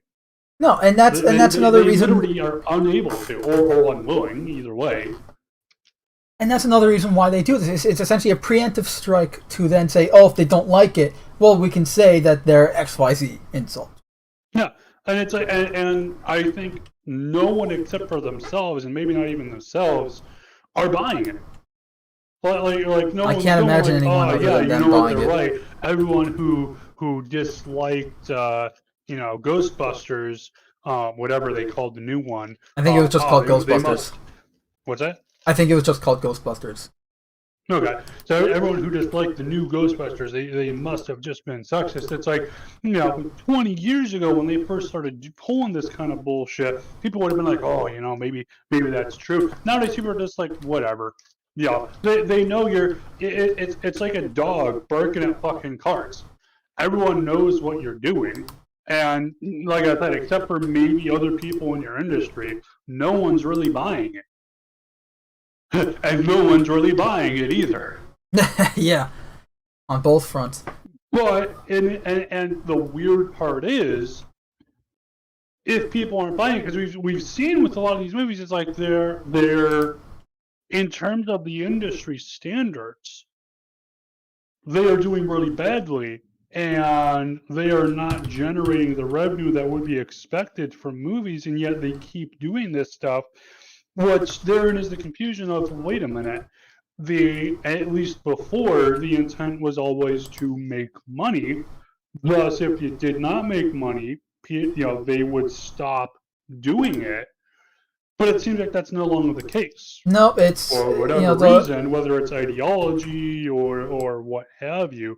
But it would seem that money is no longer the sole factor. So even not buying it, because these mega corporations have millions and even billions of dollars in their bank accounts for some of them. Well, it's fun because you have all these shows like your Supergirls and Batwoman and whatever, and I haven't watched any of them, because I've heard because I've heard such bad things. By the way, I need to get rid of the current topic header there. I haven't watched any of them, but I've heard I've seen the ratings; they're tanking. These shows are failing, but they're making more. I think one of them got renewed for Batwoman got renewed for a third season or something. Yeah, and because by it's not about the money; it's about pushing that political industry. agenda and that political correctness, woke, whatever bullshit. Yeah, and therein is the confusion. It's like, at least how it always was before is that if it did not make money, we wouldn't do it. However, now it seems that corporations are willing to just throw money away at these products and projects. Why, I don't know. But to pursue ideologies for whatever reason, and most people aren't buying into it. Thank God. Yeah, really. It's and I gotta say, look at the Oscars. How many people even watch the Oscars? This was an SNL skit that I love, and that is because they make fun of the Oscars, how no one watches them. No one watches the movies that are offered at the Oscars.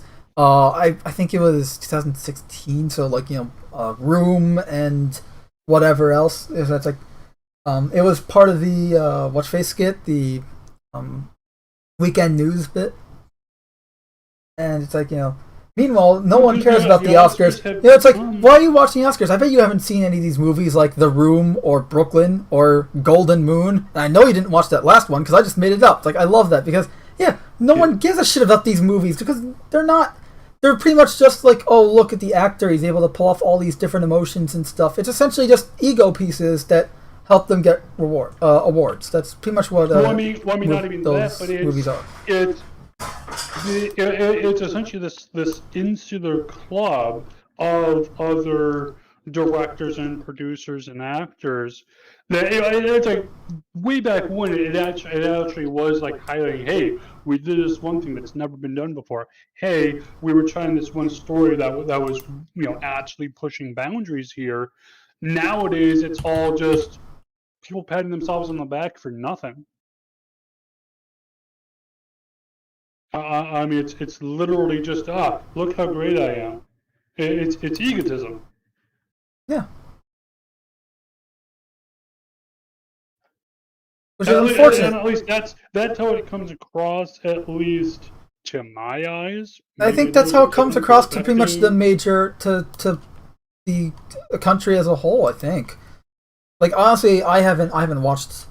I think the last Oscars I watched was. I remember as a kid watching the Oscars, and I was like, "Ooh, hey, because it's there was still some cool stuff being done. There was some romance to it, oh, look, here are the big stars and all that. But you don't have movie stars like you used to anymore. That's gone. That era of Hollywood and entertainment as a whole is not existent anymore. And what's hilarious too is we still have Hollywood as a organization still trying to lecture ethics and morality to us while still showing themselves to be some of the worst offenders thereof. And similarly too, we've seen many video game development companies doing the exact same thing, and now we're seeing Ubisoft and now Blizzard, Activision Blizzard, right, are some of the worst offenders. And yet they want to go and lecture us about morality and ethics. And it's just not buying it. So we're a bit behind on the chat, so I apologize for that. Runson Phantom says animals can display gay behavior, so I think it's a DNA thing. And I had a lesbian black lab like a dog once. If it's a DNA thing, it could be a mutation, but it doesn't mean it has anything to be illness. Mutations can be benign, beneficial, or malignant. Disclaimer: I could even be wrong about the existence of a gay gene. It's just a theory. And he says celebrity killed the movie star, which is true. I'm pretty sure there's no like gay gene or anything. I don't think there is. If there was anything like that, like if there was a medically proven thing that's like, if you have this specific genome, then you are going to be gay or exhibit gay characteristics. I don't think that's how it works. Yeah, I like just medically speaking, like both mentally and physically speaking, I don't believe that's in any way I don't think that's how it works. Knowledge. Yeah, exactly. Maybe I could be wrong, but I'm just saying I don't think that's how it works. Maybe I'll learn something, or we'll find out something new in the future, or whatever that says otherwise. I don't know, but at the moment, from what I know, at least as current medical understanding goes, I do not believe that is the case. Agreed. But anyway, moving on. Like back to the Robin thing. Like I think Chuck Dixon here is nailing it on the head. You know, he's saying the same talking points that we are here in regards to, like, you know, they're not creating new characters with what they should be doing. Instead, they're using the pre-existing characters for, you know, to change them drastically for the sake of change in order to use them as a platform to push their political narrative and political correctness woke bullshit, and essentially so that they can be relevant. It's not even money, it's just so they can be relevant, because this marketing ploy isn't going to get them money. Well, one thing too that it seems with a lot of this kind of stuff, whether it's Ghostbusters or any of this other junk coming out these days, it seems like with a lot of it that it's almost not even a, like, for some of it it's clearly like ideology kind of thing of, oh well, I wanted to put a gay character here, and it's like, okay, cool, but this is, you know, even in the 2010 era, it's like, cool, well, having a gay character is not anything in and of itself that's shocking, surprising. You know, maybe to you it still is, but to the rest of society, there's nothing surprising, shocking, boundary pushing, whatever about having a gay character. You got to do better than that. And so whether it's just that a lot of these producers and writers are stuck 30 years ago, back in like the 90s, where it was still like, oh, that character's gay, maybe they're still stuck in that mentality. And that would be seems that way. Charitable. That would be very charitable to their mindset potentially. It's harmful to just everyone, that pretty much to all of us, like the customers, because we're the ones that they're making all this stuff for, and they're the ones that have control. And they're no longer making a product anymore. And yeah, exactly. They're the ones that have control of the product. And guess what? All this stuff, usually, obviously, comics these days really are not. Unfortunately, I wonder why. Like, well, I mean, no, comics used to be marketed to kids. Comics used to be marketed to kids. Nowadays, they're not. And yeah, I wonder why. Because when you look at what some of these comics are these days, it's like, I'm kind of thankful that they're not marketed to kids, because holy shit. Like some of the stuff they have, and it's not even like gore or language, it's just like all this crap about like ideologies and political beliefs and stuff. Like kids, like, no, like that's why, like, you and I have gone on hours about what a hero should be. You either agree or you're bad. Right.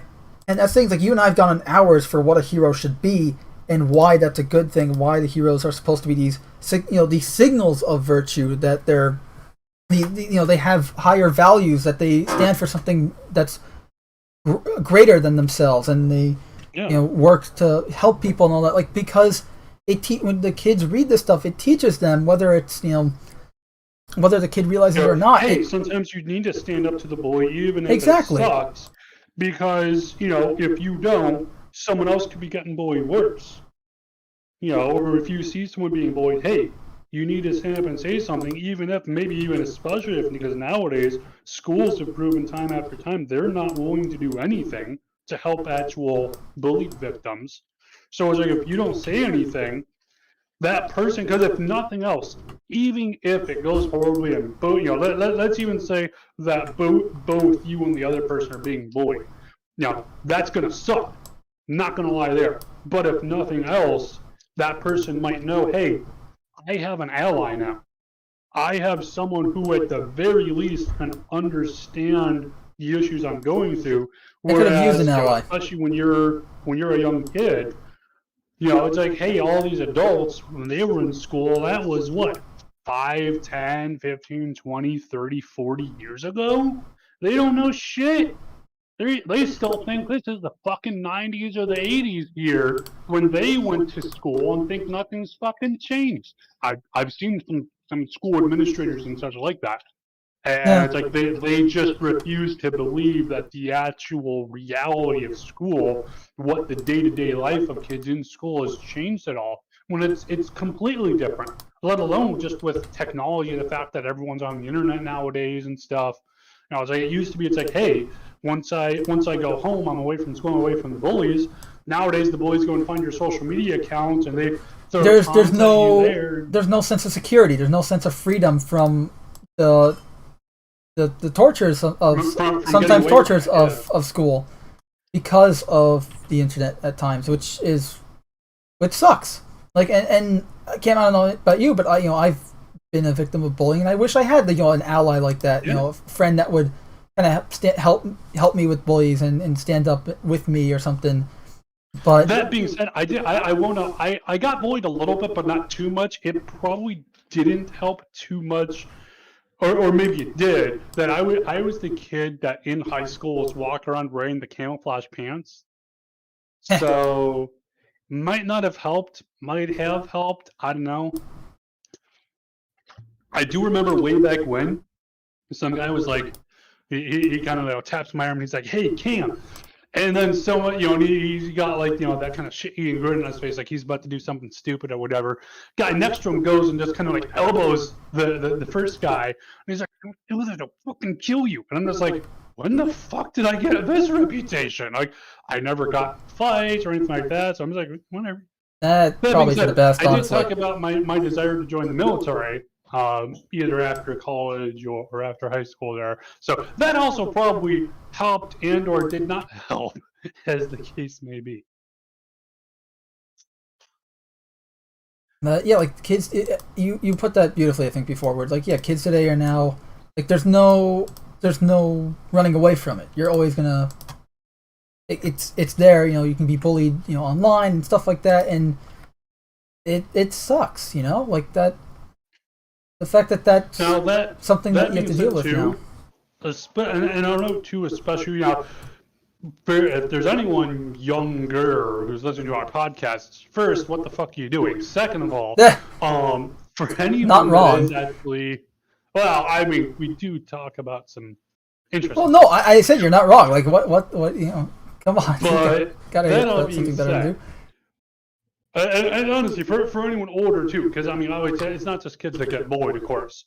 And especially as an adult, you oftentimes have bullying hidden behind, "Oh, I'm just joking," and people try to hide it behind this idea that, "Oh, well, if I say afterwards I was joking, it's okay, but I really hurt your feelings or said something that you really didn't like." But you're like, "Oh, well, I don't want to make a scene and tell them, hey, that actually really affected me in one way or another here." There's a lot of that shit that goes on even as an adult here. But that being said, one mental trick that I've used myself, and I can't remember where I read this, but a person was like, "Hey, in 5, whatever the situation might be, it's like, hey, you went and you tripped in the cafeteria, going with the school theme. You tripped in the cafeteria, and you went face first into your food tray, and it was terrible. Everyone started laughing, and you ran out in tears here."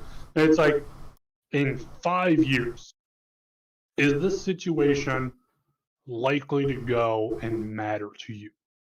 Meaning, like, is it going to actually go and affect your life in any way, shape, or form? I can tell you, so I graduated high school myself back in 2009. So we're talking now, it has been 12 years, give or take, since I was in high school.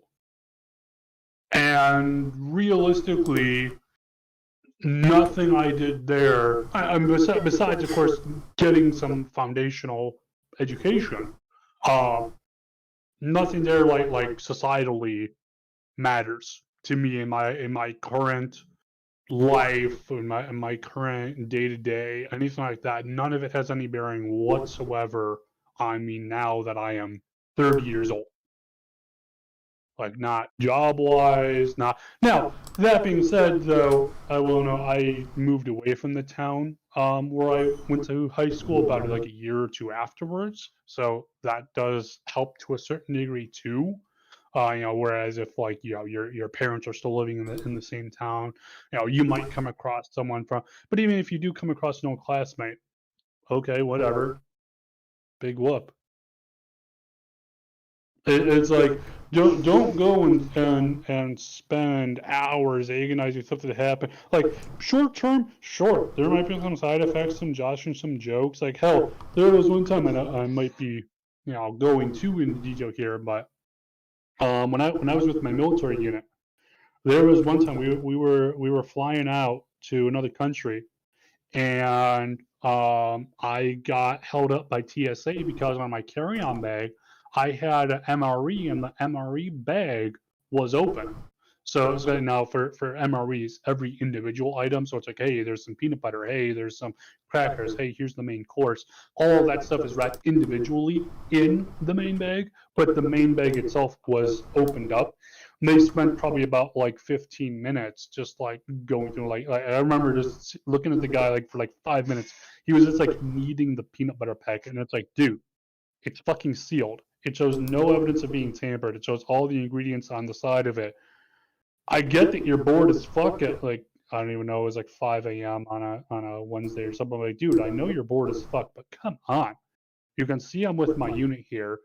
My flight's pretty close, but but the TSA is, you're like, we can spend a whole podcast going on the TSA. Oh yeah, but long story short, so I missed the flight, and the next flight wasn't until the next day. I was able to go and get like tickets printed off, so that was all fine. I went back home for the day, and then I flew out the next day there and caught up with my unit, and everything was good. But then I'm getting ribbing for the next couple of months.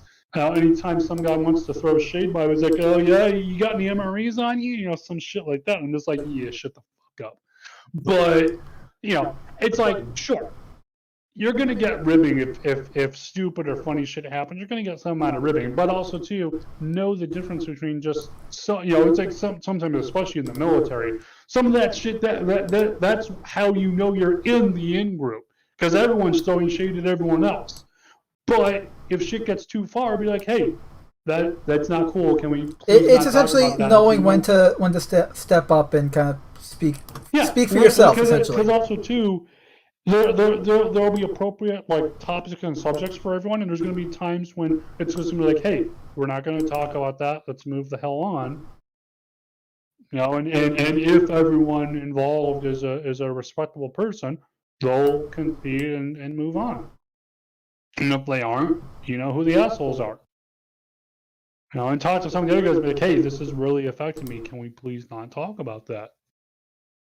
And like I said, because also too, if there are other respectable people there, they will then probably go, hey, Smith, I understand you want to keep talking about this. However, let's move the fuck on. So it's like, don't be afraid to speak up. There's definitely times when speaking up seems really fucking scary, but honestly, the only thing holding you back at that point is yourself and your ideas of what is societally acceptable and that kind of shit. Can sometimes paint a target on your back, to be true, but at the end of the day, you can either do the thing or not do the thing. whatever the case may be, whether it's speaking up, whether it's helping someone else out, anything like that. You can either do it or not do it. Which are you going to regret more not doing? So. And that's our little PSA. We should do like classrooms shit for this. Yeah. Yeah, no, What's up? You're right. But yeah, back to the whole. The reason we got off topic with this is because it's my fault mainly. I talked about how Robin is usually a character that is angled towards kids, and now you're changing things. Like the sexuality of Robin. Like at the end of the day, why does that matter? Like why do we need to know the sexuality of this fictional character that's angled towards kids? Like when that's not something. I'm not saying that kids shouldn't know about sex and all that. Like obviously, parent that's up to the parents and everything like that. But like you gotta. I don't know. It just the fact time and place for everything. There's a time and place for everything. Well, the fact that it's the major focus for a lot of these writers, and again, if I'm being very charitable toward them, yeah, right. Very charitable. Very indeed. It seems like because it's like way back when, like if we were talking, say, the 80s or the 90s, writing that, hey, here's a major lead character. By the way, they're gay or lesbian or they're bi, whatever. That was still very much a societally taboo kind of thing.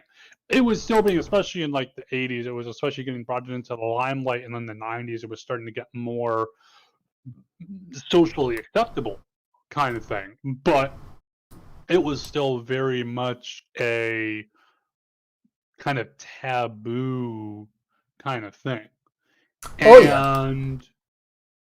I really think that we've moved a lot further toward things being acceptable. So it's like it almost seems to me that for some of these writers that they haven't moved that they're on. Still stuck in this mentality of, oh well, a gay character or a female lead character for this or that is such a groundbreaking thing.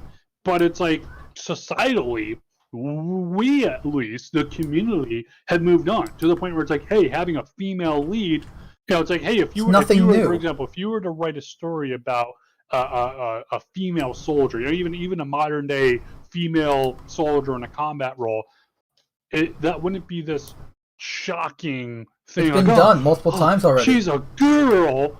It'd be like, okay, and I feel for some of these writers, at least, they have not moved on past that. And again, if I'm being very charitable, it seems to them they're still stuck in this mentality of, well, a female lead character, yeah, that's so interesting, that's so new and fresh. Not really, not for like 20 years now. And that's the thing is that like move past it. The writers need to move past it too. We've already been there, done that. Society has moved on and evolved, yet now they want to bring us back to 20, 30 years ago. Yeah, it really does feel like that's what it feels like. That's what and backwards. Why is that? Like, why would you want to do that? We've moved on. Like we've said this before multiple times on the air, where it's like, okay, like the late 90s and especially the 2000s, the noughties. We were, really very little problems in terms of social dynamics. I mean, there were still problems. Grant you, there are always going to be problems, but it wasn't as severe as, say, in the 60s and 70s. Like there wasn't that disparity, but in the overall American culture and communities that they're trying to create right now, and that we have right now with the various political parties and all that, because now everything has to be political. Yep.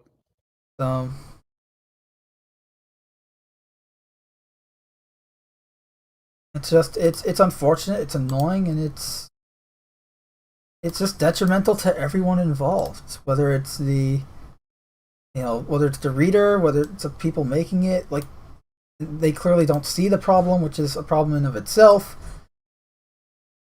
But yeah, it's like I used to think, hey, we moved on. Like look at us, Yeah, we were doing really good, and now all of a sudden, it felt like to me right around like I would say mid to late 2000s, so like around 2005 or right, so, 2010, around then, like just before that, was when it seemed to me. And again, this isn't to say issues did not exist. Of course, they did and still do, but it felt like a lot of this stuff was getting pushed to the wayside, and that we as yeah, at least like here in America, as the American people, we're moving past a lot of that to just kind of come together and be, hey, one people. And it one felt nation under like God and all that. after that, like pretty much 2010 and later, that this current mentality of we have to highlight everyone's differences, and your differences are all that matter. Like this, and this was completely counter to the message that I received growing up. In that it was that, hey, we need to look past our differences, see what makes us all alike, and treat everyone equally. We all need to be equal in the eyes of everyone else, and that was really how it seemed we were moving forward. But then it was like, no, equality is, and it literally seems like equality is bad. It's It not even is just what equality; it it's that seems. individuality is bad. It's almost it's it's Both crazy. of those together, both of those together. It's But almost like it we're seems dealing with the especially, I would say more toward equality. Just yeah, because we're definitely. seeing just hey, there's this special group and that special group and this special interest and that special interest, and if you don't treat each of them collectively different than you treat all the other groups, you're bad because you aren't going and seeing them for just their differences. And it's like, what the fuck? It's essentially you're being. I hate to say this word, It's but you're divide being and conquer. programmed to be racist. Yeah, no, I mean, and whether it's race, whether it's sex or sexual attraction, gender, or what have you, You name it it, their it thing is really yeah. it really just seems to be an effort by, and again, I'm going to put on my tinfoil hat here real quick, but it Please seems to do. be a push by those in especially the media, who I would say push a lot of this junk to divide everyone up and conquer individual groups. That's what it seems like to me, is that, oh, if we can go and push all the people who are non-white, whoever we're deciding is white or not white these days, because some groups such as Asians or South Americans, that kind of stuff, they'll get interminglingly based on whoever's writing the article these days, whether they're white or not white. Like there was literally one where it was like some Hispanic guy. I forgot what it was. Broke some law. There was some news article, and they called him a white Hispanic, and it was just like, huh?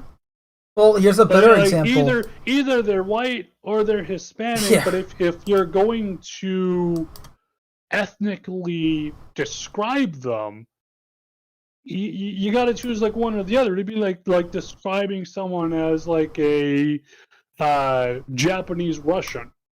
It'd just be like, huh? whatever It works for you, doesn't, buddy. it just doesn't really work, or at least for, and again, because you're supposed to be writing these articles for the general public, right? It's not something that at least is common parlance for the general public. So I don't know what was going on there, but it's just like it seems to me like it is an effort by those in media corporations and the politicians who back them, of dividing everyone up into individual little groups, so that individually those groups can be toyed with, played with, um, to whatever ends they want. And it's really saddening to see that it seems, at least for some of that shit, it seems like it works. Yeah, I mean, you hear what's going on with the new guy that's trying to run for governor. I don't mean to get into politics, but it's on the same topic what you're talking about. There's a new guy running for California governor. And if he makes it, he's going to be the first black governor of California. And he's spouting some like more logical idea stuff, like I guess like conservative stuff, and the media and everyone essentially hating him. Disney and Warner Brothers have joined together to fund the effort to keep Gavin Newsom. Larry Elder, thank you, Runs with Phantoms. Yeah, Larry Elder is the guy. But Disney, who Bob Chapek, the CEO of Disney, has spoken out against Gary Newsom for their, for not allowing them to reopen the parks, right, because of the COVID-19 stuff. But now Disney and Warner Brothers as well are both funding Gavin, whatever, Newsom's something or other that's supposed to help him get back in office or keep his office. Whereas this Larry Elder guy seems to be an ideal pick, and I think, and the media and Runs with Phantoms, who I know is in California, he's saying our media is crucifying him. And what's interesting too is to note, so Disney is of course a corporation, but it's interesting to note is that when you would have the potential at least for increased funds because the parks open up, Disney's going to be making money hand over fucking fist there as soon as those parks are open. And yet, you again have this, because again, I would say, most people would say corporations are buying, or at least your average corporation, their interest is in the bottom line, by and large. Which and is yet accurate. We see once again them turning against that in favor of of similar political ideology to what they followed before, not necessarily in favor of public health, because we've seen before that Disney and other companies really give no shits about public health, but it seems to be just in favor of a political ideology in which they agree with and will go after anyone who disagrees with them. It's mind-boggling to me, but when you have companies such as Disney that not only are making money from all their different IPs, since they've grown so large, but also too getting funded by the government, they're getting government money as well, that at that point they can't possibly fail. And really, I think that a lot of these companies, such as Disney, such as Google, Facebook, need to be hit with antitrust laws because of how large they have grown and how overreaching they are now. But it would seem that the government is. But yeah, they're working with the government. Do you know what the? I told you about this a few months ago when I first heard the story, because when it first broke. But shortly after, I think it was shortly after the vaccine came out. So we're talking 7-8 months ago. The White House partnered with Silicon Valley, which means all the big tech companies, Google, Twitter, and Facebook, whatever. They're working with the White House to essentially stamp out and completely prohibit and censor free speech regarding vaccine, any COVID-19 vaccine-related information. It was an effort to get rid of disinformation. That was the way they spun it. But it pretty much means that if you and I were to make a video that's titled like our thoughts on COVID-19 vaccination or something like that, right? Then odds are Google would put the clamp on the video, and we would it would be taken down, because the White House and big tech are working together to censor any talk on the vaccine that isn't from the government, because anything that's not from the government is apparently disinformation, according to this story. What's more interesting too is that these same companies were saying just months earlier, anything from the government is disinformation, don't believe it, Orange Man bad, etc., etc. And it's just a complete fucking 180 based on who's in the fucking office. Yep. And it's like, look, you know, because it's like you don't have fucking Trump or even Biden sitting over people's shoulders in every single agency out there, let alone the CDC or anything like that, going, oh, you better say this or you better not say that or anything along those lines. That's pretty much just going to be your organizational leads in that department and that department of the government there. I really don't understand. I think for a lot of people, they just really have no idea how the government works or is structured. And I mean, shit, we've had our own Congress people getting wrong not only just what the branches of government do, but how many of them there fucking are. So I guess that's not a real surprise. But you have way too many people who are uneducated and way too many organizations who are all too willing to take advantage of that fact and then say that anyone who disagrees with what they say, propaganda or not, must be wrong. And also, by the way, the reason we're talking about this... Yeah? I was just going to say, as we said before, irregardless of even what we're saying here, do your own fucking research. Don't rely on other people to do it for yourself. If you are passionate on a topic, if you want to know about a topic, do your own research. Look into it, study it, find out what you can, first-hand information if you can. So that would be people who are actually, like if you're looking up an event, your best knowledge to go for is going to be from people who are at the event. Secondhand knowledge is going to be stuff where it's like, hey, this is an article written by a journalist who was at the event, stuff like that. Yeah. Third hand is someone who read that article and was reporting on it. So like a lot of what like we're giving you here, a lot of what we're giving you guys is third hand information. It was like we're seeing like an article or a video. Which is why I tried to put all the links to the articles and stuff in the description of the video. So this way you guys can read it for yourselves and judge for yourselves that way. Yeah.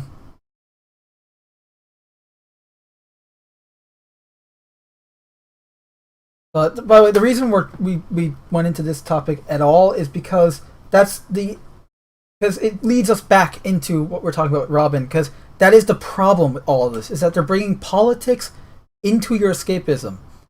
No longer making escapism. You know? Like, I don't need to know, and as for, it's a major problem. I'm not even going to continue reading it. You got, again, the link for this is in the description. And, and one of the things that I was trying to word here, Chuck Dixon writes it here, and pretty much how he never really wrote sexual stories, but romantic stories. And I love how he describes the difference, because, you read Aliens. There's kind of a romantic story between Hicks and Ripley, right? But it's not sexual. It's a romantic story. You know what I mean? Like, there's a difference between having a romantic story versus a sexual story. Because, as the name would imply, with each one. And with Chuck Dixon, he'd say he wrote for Robin. It was mostly romantic stories and stuff about like companionship and everything like that. Versus the stuff that he did write for, because he also wrote Punisher stories that I've read, where Punisher is sexually active in those stories, and those were sexual stories. And, it's fine, it fit that character. But obviously with Robin, you don't want to write a sexual story, because it's not fitting.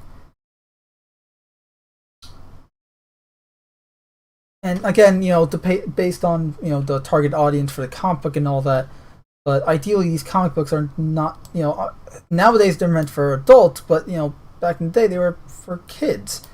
Like, odds are, a lot of the readers, you'd have a lot of adult readers, but you'd also have kid readers, and you needed to make the comic book friendly and had to abide by the Comics Code Authority. So that means you can't have all this inappropriate stuff, which a lot of stuff which is now commonplace in just media as a whole, not just comics. So, but whatever. The Chuck Dixon thing, I wanted to bring it up because it was nice. It was just refreshing to see, hey, someone who is an actual comic book professional and not a quote unquote comic book professional actually is, sane. He actually believes in some of the ideals of what America is at the end of the day. You know what I mean? Versus what all these politically correct morons will have you believe America is.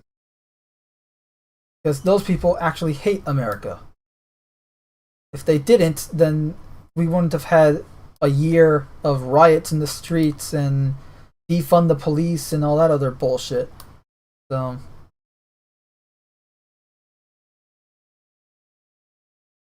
Look, they were mostly peaceful. Only a few dozen people died. several hundred businesses were now out of business. They just didn't believe. Even what? That their stores would get wrecked? Oh, that too, but they just didn't believe properly. Okay.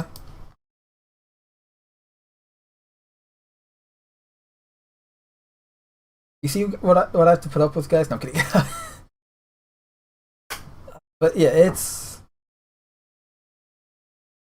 the Chuck Dixon thing. I thought it was worth mentioning because it is it's good. It's refreshing to hear. Hey, someone's actually saying good things. Like as opposed to just more of the same political bullshit. I love how he elaborated. It was like in old movies where the leading man and leading lady have a passionate kiss, fades to black, and when we see them again, they're having breakfast together wearing different clothes, so you can fill in the blanks between those two scenes any way you wish, and that's where I always left it. He left it up to the reader's imagination, which is something I wish a lot more just storytelling would do. There's no intrigue and mystery anymore. I'm just going to continue reading this anyways. By introducing the idea that the character is gay or bisexual, you are introducing the sexual aspects of it.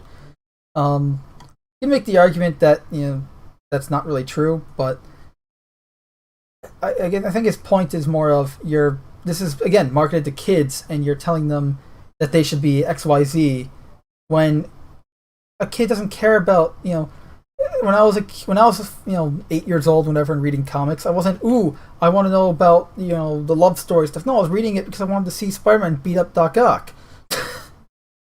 And then when I was done, I'd go play some basketball. I wasn't thinking about girls. That's what I'm doing now. It's like you got your adult life for that.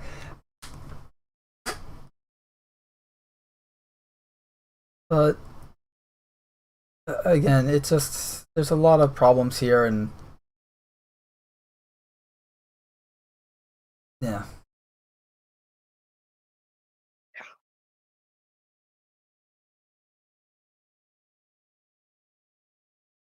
Yeah, speaking of DC, by the way,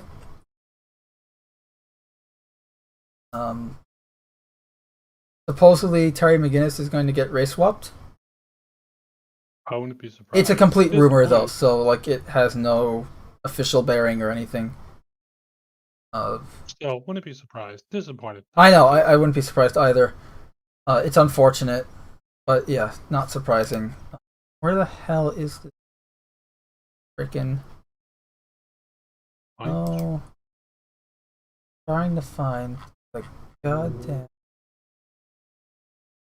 Watch your hecking language. Goddamn freaking son of a fuck. Yeah, I'm not finding this article. Are you finding with the Muffin Man? I should have checked them up.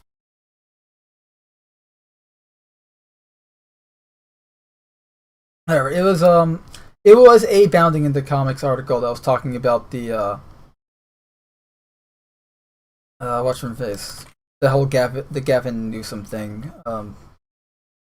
I don't have it anymore, so I have it printed out. So I'll look at it later and see what it was and find it again. But anyway, I recommend you looking into that yourself. Do the research. Look for search on Google. I'm sure Disney and Warner Brothers fund Gavin Newsom or something. You'll get results. So anyway, neither of us have watched Shang-Chi, right? So we can't really movie. I don't plan on watching it either. We can talk about a report. The Muffin Man. No, well, the Muffin Man too. He's included, I guess. But Hollywood is losing ground in China as audience grow tired of incessant pandering. So pretty much, China, because you know how China's censorship works, right?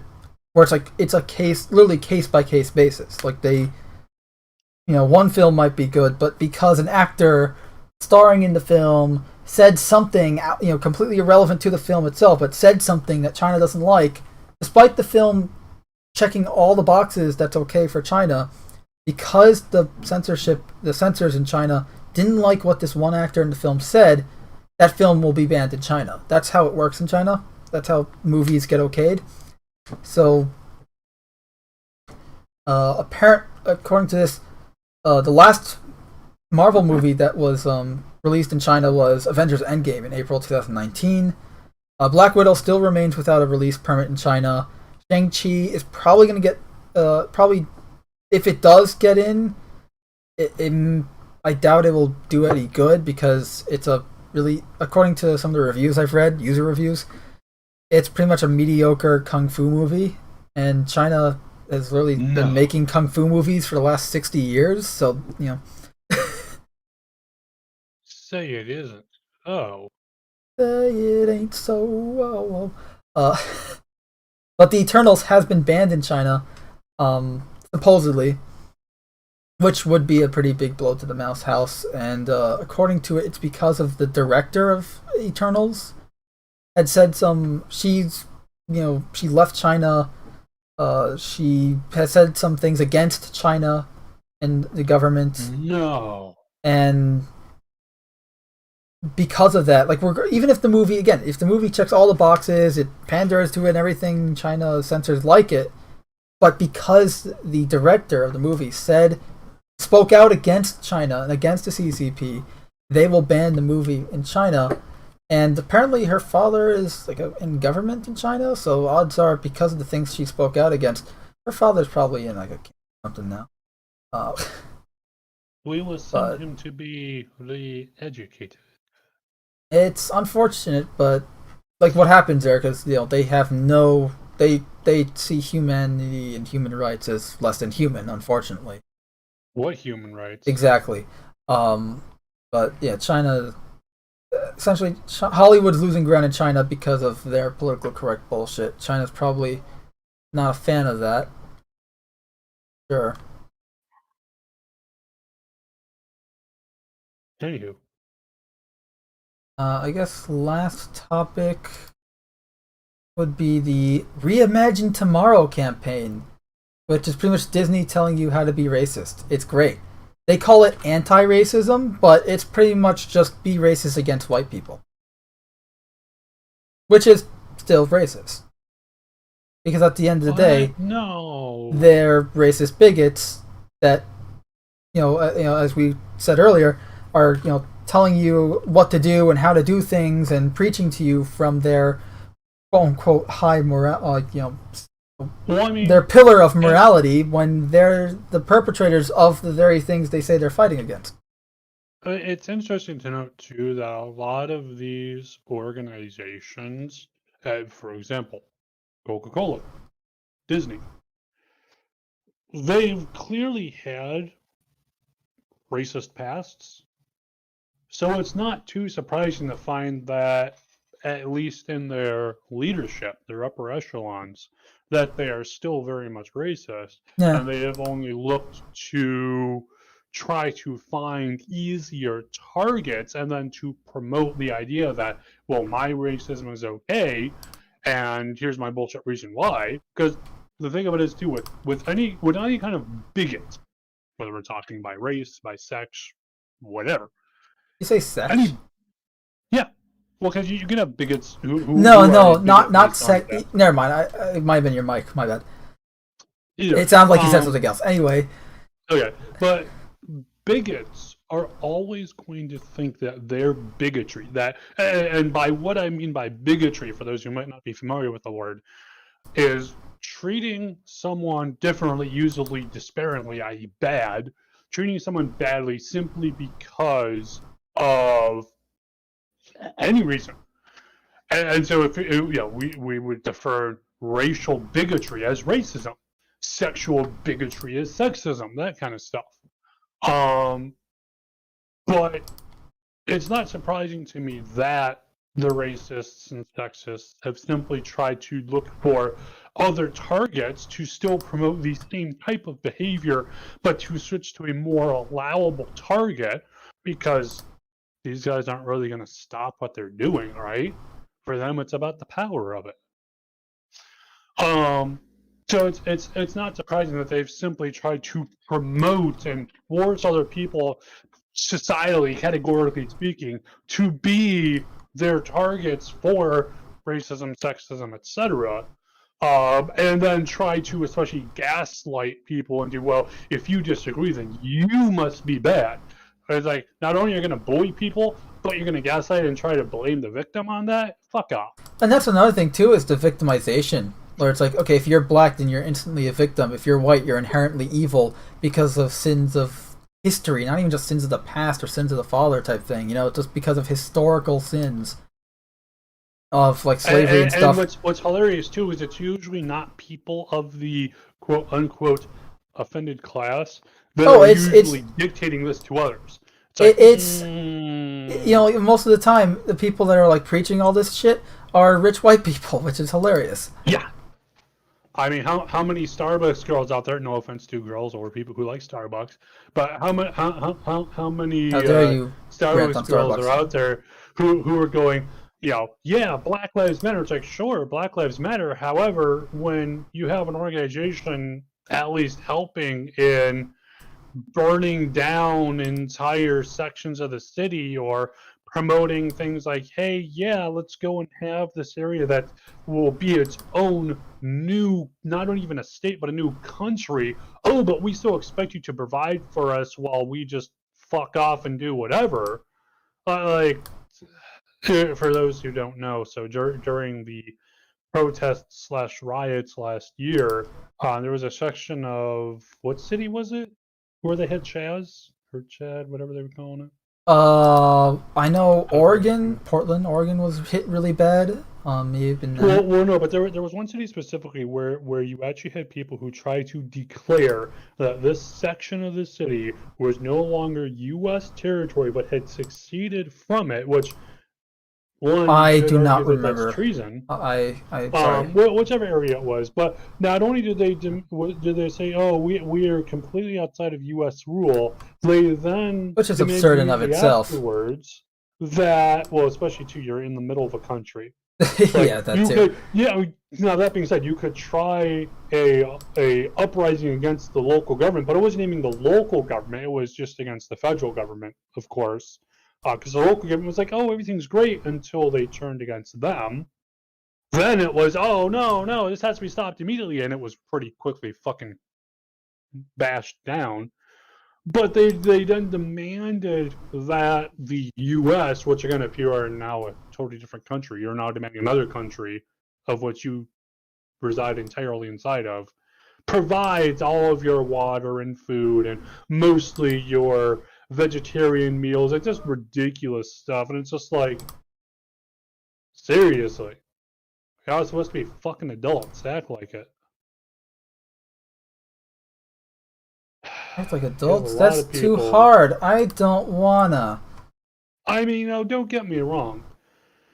Being an adult sucks. Frankly speaking, being an adult sucks. There are not a lot of highlights to it, no.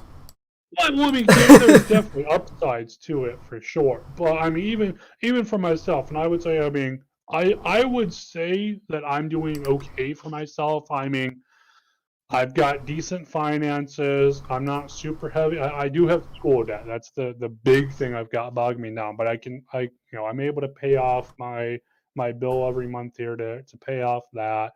I'm able to buy groceries. I'm able to go out to eat every once in a while, or buy a cool thing every now and then. But overall, doing better than I am. Being an average adult still kind of sucks. you're reliant mostly, not entirely, but mostly on yourself for everything. Whether that's needing to go to the doctors, going to work, figuring out a ride to get to work, figuring out, what are you eating, how are you going to plan your meals out, all that kind of shit. It's all up to you. Now, it's not always going to be just you, but still, by and large, you are the arbiter of your own success or failure. That stinks at times, especially if you grew up and mom and dad did a lot of stuff for you. It's like they took care of a lot of chores. Maybe you helped out a little bit, but you weren't doing all of it, on a day of the week or anything like that.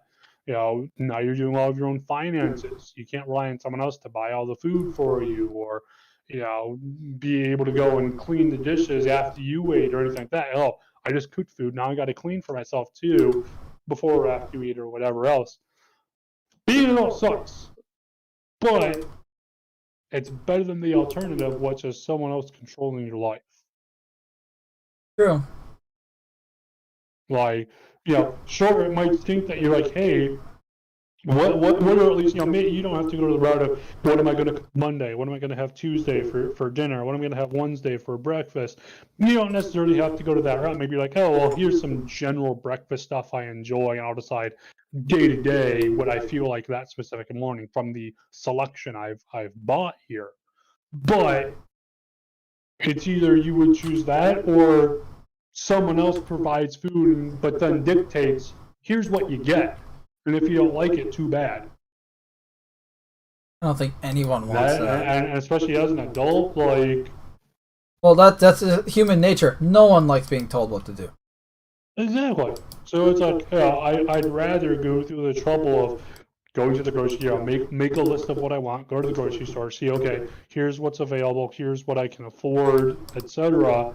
Okay, I've bought the groceries here. Okay, hey, for example, like for lunch, I normally go and I eat lunch at work, and I normally bring my own lunch. I'm not going out to like eat every day or usually any days at all. I usually go and I pack myself like a granola bar, some beef jerky. I make myself a sandwich. I have a little snack thing that has like almonds and some like cheese and turkey and shit. So it's like, but hey, those sandwiches, I have to go and make those because I buy little like submarine sandwich loaves of bread, and I go and I buy lunch meat, and I put together the sandwiches, and I put them in a little Ziploc bag so I can just grab them on that day when I'm making my lunch up in the morning here. I did that just earlier. I made myself 5 sandwiches for this upcoming week. So I can just go, now I got them in the fridge, and when I go off, to work in the morning, I can go and just throw that and everything else into my lunch bag, and boom, there I go. Now I've got my lunch ready to go. Sure, did it suck I spent 15 minutes doing that? I mean, kinda, but at the same point, that's part of being an adult. You got to do this stuff for yourself, and I think there's a lot of people who either because of their parents or through other institutions have become almost infantilized. They haven't been allowed to make decisions for themselves and don't know how to make decisions for themselves. Or it's considered too scary or too stressful to do so. But it's like you have to do that as an adult. This is part of being an adult. Yeah, and also you don't have to do it all at once, but plan parts of your life out, even if it's just broad strokes. So that way, when it comes to the point that, oh hey, this situation's going on, you can go, hey, I've got an idea of a plan I can use here, instead of just making it all up as you go. Yeah, and we know like a lot of these people, like all these activists and stuff, like you look at them and who are a lot of these people? A lot of these people are mostly, I hate using this word, but privileged, rich kids that have everything, mommy and daddy can get it, get you another car, kind of stuff. Take care of them all their life and still take care of them. Maybe they're in college, maybe they aren't. If they are in college, it's being paid for. Their own way. Yeah. It's like it's not people that have. It's not like your blue collar working Joe and people that actually have to work for a living. It's people that have it made. Yeah, people who really have no idea, and like generally, and again, this is generally talking. Not to say that there's not a single person who will or won't fit these categories, but generally, it's people who really have not become adults. They have not had to make these decisions for themselves, not had to go and make a budget and go, okay, here's what I'm bringing in. What can I afford? Okay, here's my food budget. Okay, what else can I afford after that? Hey, okay, I've got food and I've got basic utilities covered. Cool. How much do I have left? Okay. Cool. I can afford internet, or at least internet this month. Maybe you can't. I can afford having a data plan for my cell phone. Maybe I can't. But that's the kind of stuff that you have to do as an adult, is plan this kind of stuff out. Yep. It's a classic case of think before you act, you know? Yeah. But a lot of people don't. Also, I've been behind on the chat. I apologize for that. I've been multitasking. Roach Phantom says, "Sorry if my chats get your channel in trouble. Don't worry about it. The whole point of this is so that people can speak freely. We always talk about free speech and individual thoughts and all that. Like, if we didn't allow that, then what the fuck are we going on about? So I say whatever the hell you want in the chat, as long as you're not lashing out at someone or harassing anyone or doing anything harmful. Then who's it hurting really? Like what? My spleen. Well, your spleen's always hurting. Hmm. Take some medication for that. I thought we killed your spleen. Okay, anyway. Yeah, it grew back. Although grew back. It's pulsating green now. So it's like my adenoids. It's green color. It's supposed to be red. If nothing else, I have my own nightlight now to read books by at night. So. Yeah. Well, hey, look. Maybe if we kill it again, it'll be white this time, and then we can get like a collection of your spleens and have Christmas spleens. Anyway. So the thing is, you're racist now. I see how it is. Oh, I got red, green, and white, Christmas color. Anyway, Runs with Phantom says the establishment is raising up equity, which is not, over equality. Whatever the fuck that means, he says. Equity, it's pretty much, it's like worth over, it's essentially worth versus equality. Like, which. Well, equality would be more things like, as most people, when they talk about equality, it's things like equality of opportunity. So it's like, hey, if you so desire, you can choose to study this, work in this, do whatever it might be. The option is open to you. You still have to go and do it. So, for example, equality of education would be that, hey, we're going to offer everyone the same educational opportunities, but it's up to you to go and progress through them.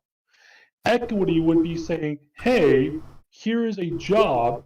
I want someone to go and work on that job, but because I believe in equity over equality, even though the job might require some certain knowledge, I will not make that a requirement of getting the job because, well, those darn whatever people, whether we're talking race. What do you mean those people? Whatever. They're just too darn stupid or whatever else to be able to get an education, so I'm going to waive those requirements. Ignore the fact that that means that inherently you will not be able to do the job at least as well as someone who has a educational background in that job, and that for the first 6 months or more, you may not. Now, that being said, if it's an entry-level job and they're like, hey, we're going to teach you on the job, that's one thing. That's an entirely different thing.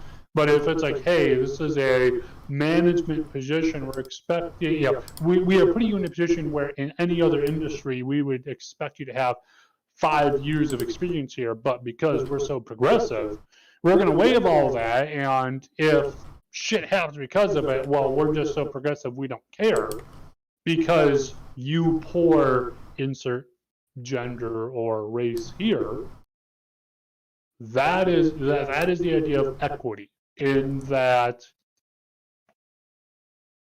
the end result is all it's literally the means justify the ends. Which is never, I don't believe is the case ever. After everything, everyone will be not necessarily even equal, because those who believe in equity overall as opposed to equality as the end result usually do not even have everyone on the same baseline, like even in their organization. Usually it's oftentimes used as a excuse for bigotry, whether that's racism, sexism, what have you. But it's in the actual proper terminology and proper belief in that proper terminology. Just the idea is that the end result is what matters. At the end of the day, everyone, irregardless of where you started, will end up in the same place. So, for example, to give you an idea of this in a real world kind of thing, let's say if during the Olympics you have all your swimmers. The idea is, of course, to see which country's swimmer is able to do the task, so in this case, swimming, who can go and swim the number of required laps in the fastest amount of time.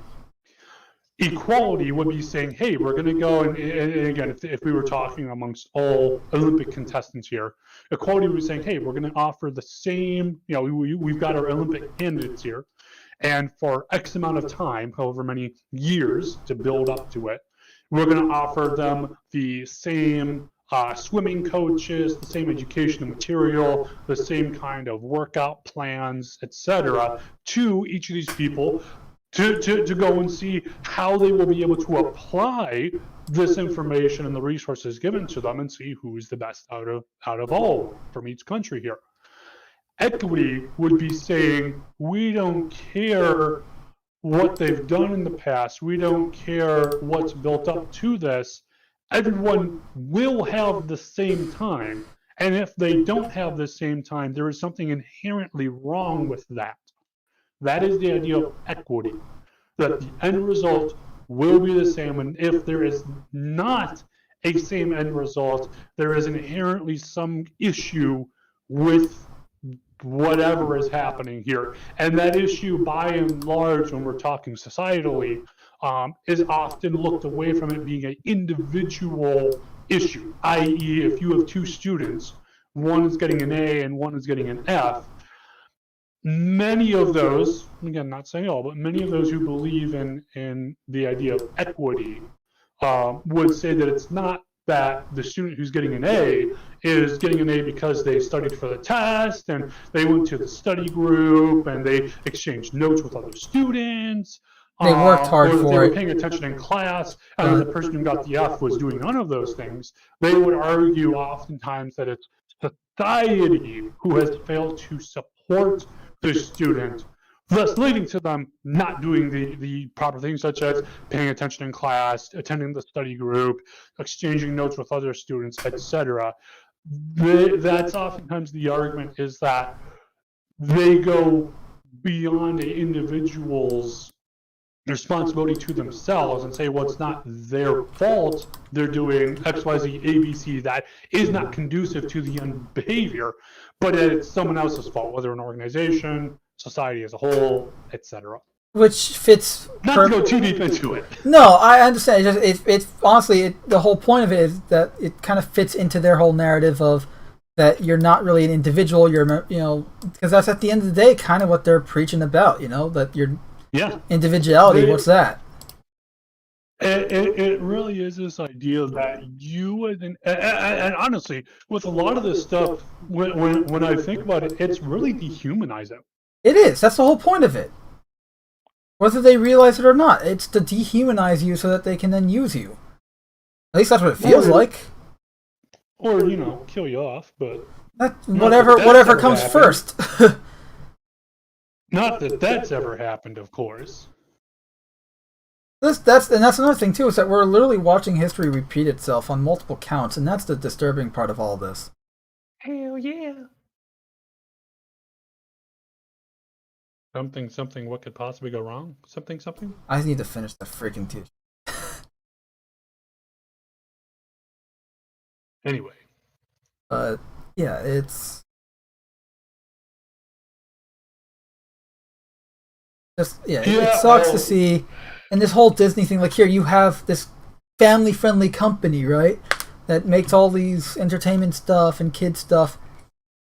And they're talking to you about how to essentially not be evil because you're white or whatever. And But like Coca-Cola, just be less white. like, I'm going to read something right here from the page itself. Well, I'm actually going to pull the full doc. By the way, links to this is in the description, including the full-on doc that you see on screen right now. No, not this. That's the Respawn thing for tomorrow. We'll talk, or possibly some other day. With this document here, they go on to say stuff like, okay, when you and I were growing up, you know, I was taught, you know, it doesn't matter what people look like. You judge them by their character, by their actions, as an individual, because that's what matters.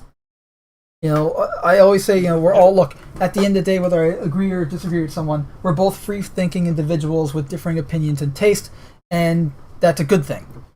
You know, it's diversity of ideas, and that's what makes the world go round. And that's what also allows for new ideas to surface. Now that's how innovation is started. But here they're telling you, I'm trying to find a specific page. I apologize. Free.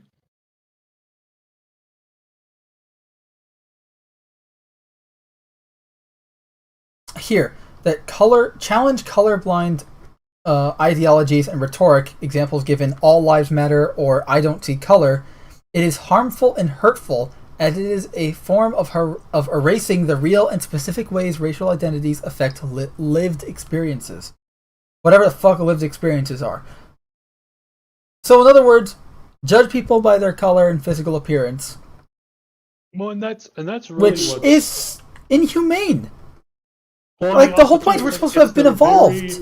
It's the very thing that these people claim to be against. It's like if you were to see someone walking on the street, like, hey, that person is black, and they'd be like, oh, because they're black, A, B, C, D, X, Y, Z, etc. That's racist. And it doesn't matter if they're black, if they're white, if they're Asian, if they're whatever.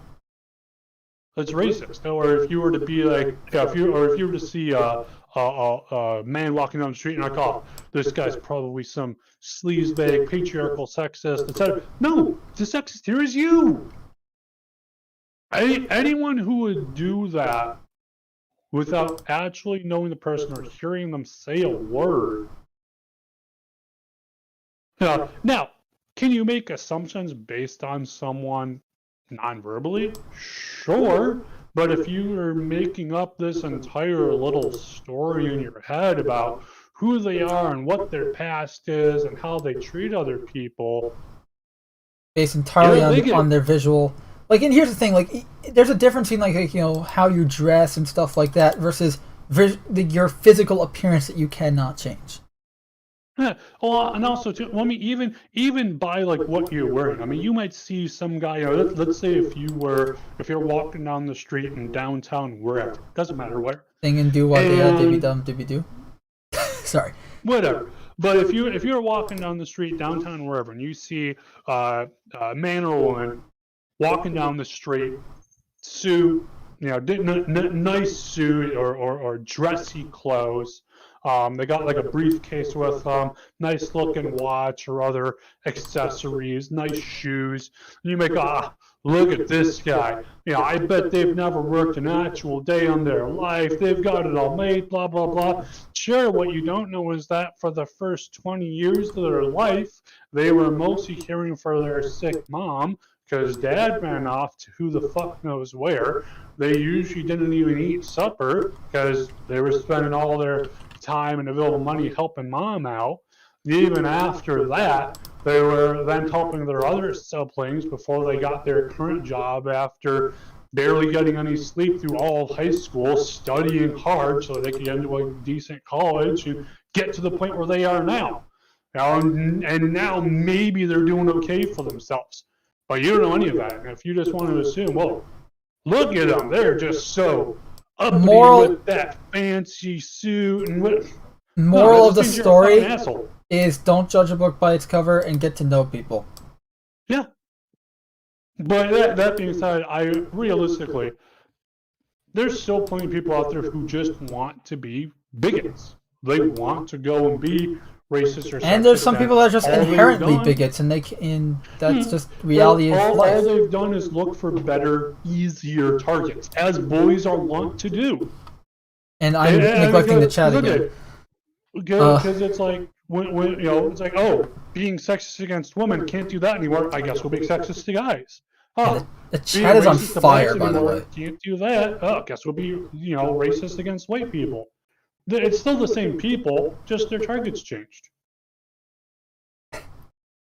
Anyway. All right, so Runted Phantom says when I said that he doesn't have to apologize for you do whatever the hell you want in our chat. Essentially, he says, "Well, I'm racing about possibly apostate Jews in the chat. That can be problematic, dude. Anything regarding Jews is probably gonna be problematic according to anyone's eyes."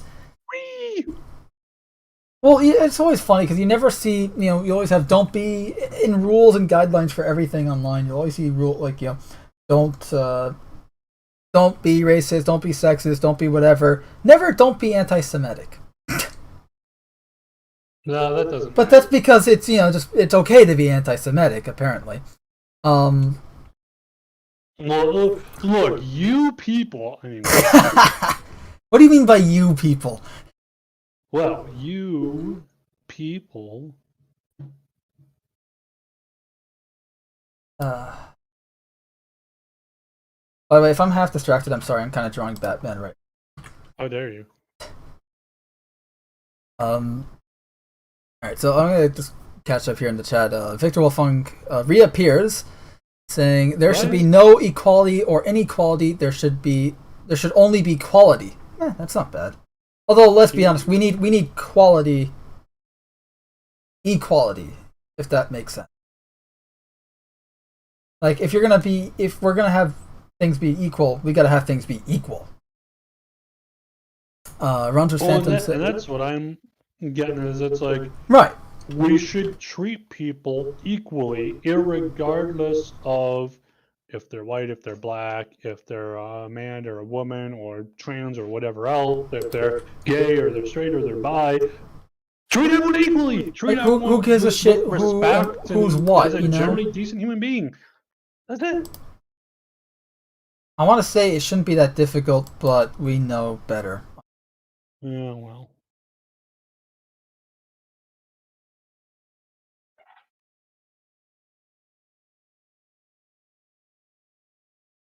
Like, yeah, we need.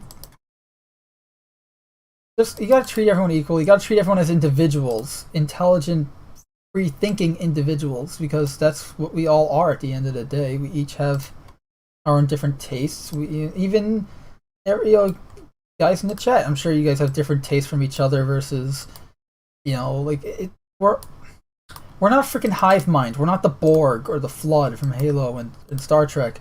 We're human beings. Not to get all sentimental and all that, but God's sake, come on. Sometimes it almost feels like you have to sacrifice your individuality, just to not be hated in this world, which is ridiculous. I'd rather be hated as long as I get to keep my individuality. Well, and what's even worse, I would say, is that, and again, you have not only these large organizations, whether that be the government or corporations, who are, as we're seeing, being openly or not so openly sexist, racist, etc., but also too gaslighting, as many bigots do, gaslighting their victims that, oh well, our bigotry is okay because, well, we say so, because your people were bad in the past. I mean, literally, you could say that about any group out there. Literally, no group out there of any kind could you really say has never done anything bad, whether we're talking about countries or specific peoples, ethnicities. anything across those kinds of levels there, every single group out there, every single country out there has done bad stuff. So it's like if you're gonna start pointing fingers there, you're gonna be pointing fingers till the end of fucking time, because humanity has always had conflicts with other peoples. Well, humanity is a combative species. Yeah, I mean, we've only realistically in the past, I would say in the past 50 years has been some of the most peaceful times in the history of the world.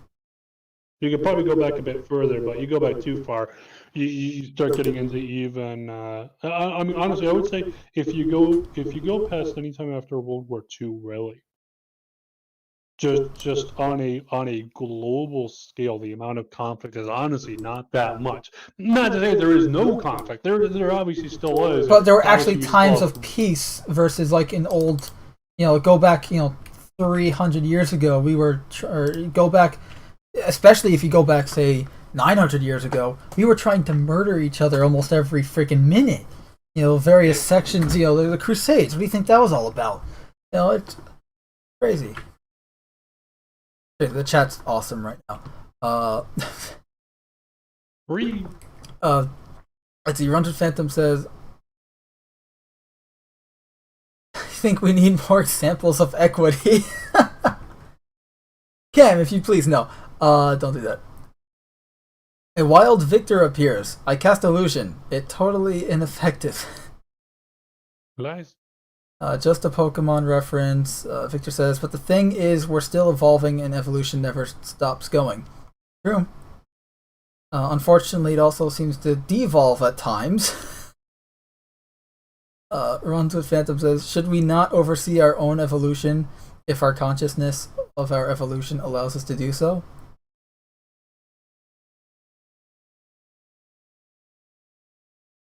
I don't like what I'm overseeing right now, so I say we wipe the slate clean and start over.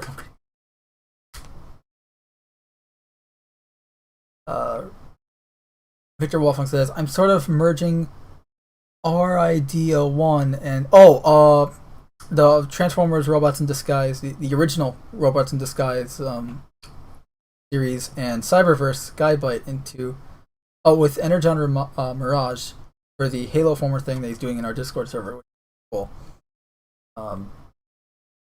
Basically, imagine regular warrior poet that is Skybite, but he's way more confident, very self and agonized, egotistical, flamboyant, and gay. This is a good idea. I mean, look, do what you want as long as it's well written and it works within the story that you're doing. I mean, yeah, anything could be a good idea.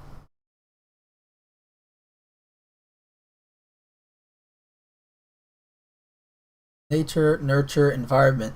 All of these apply to a person. Yes, Victor, do. What was I say? All you need is love. False. All you need is food, water, shelter, and companionship. Rumford Phantom says, yeah, if you tangent with each hat catch up, you'll have a very long stream. Yeah, well. Hey, look, we're still under 3 hours so far, so that's promising.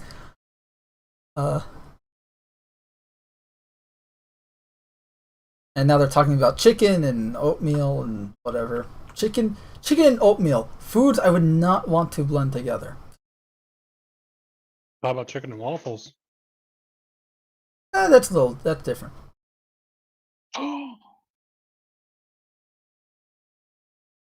As in, I have no freaking clue. Never tried it. Read.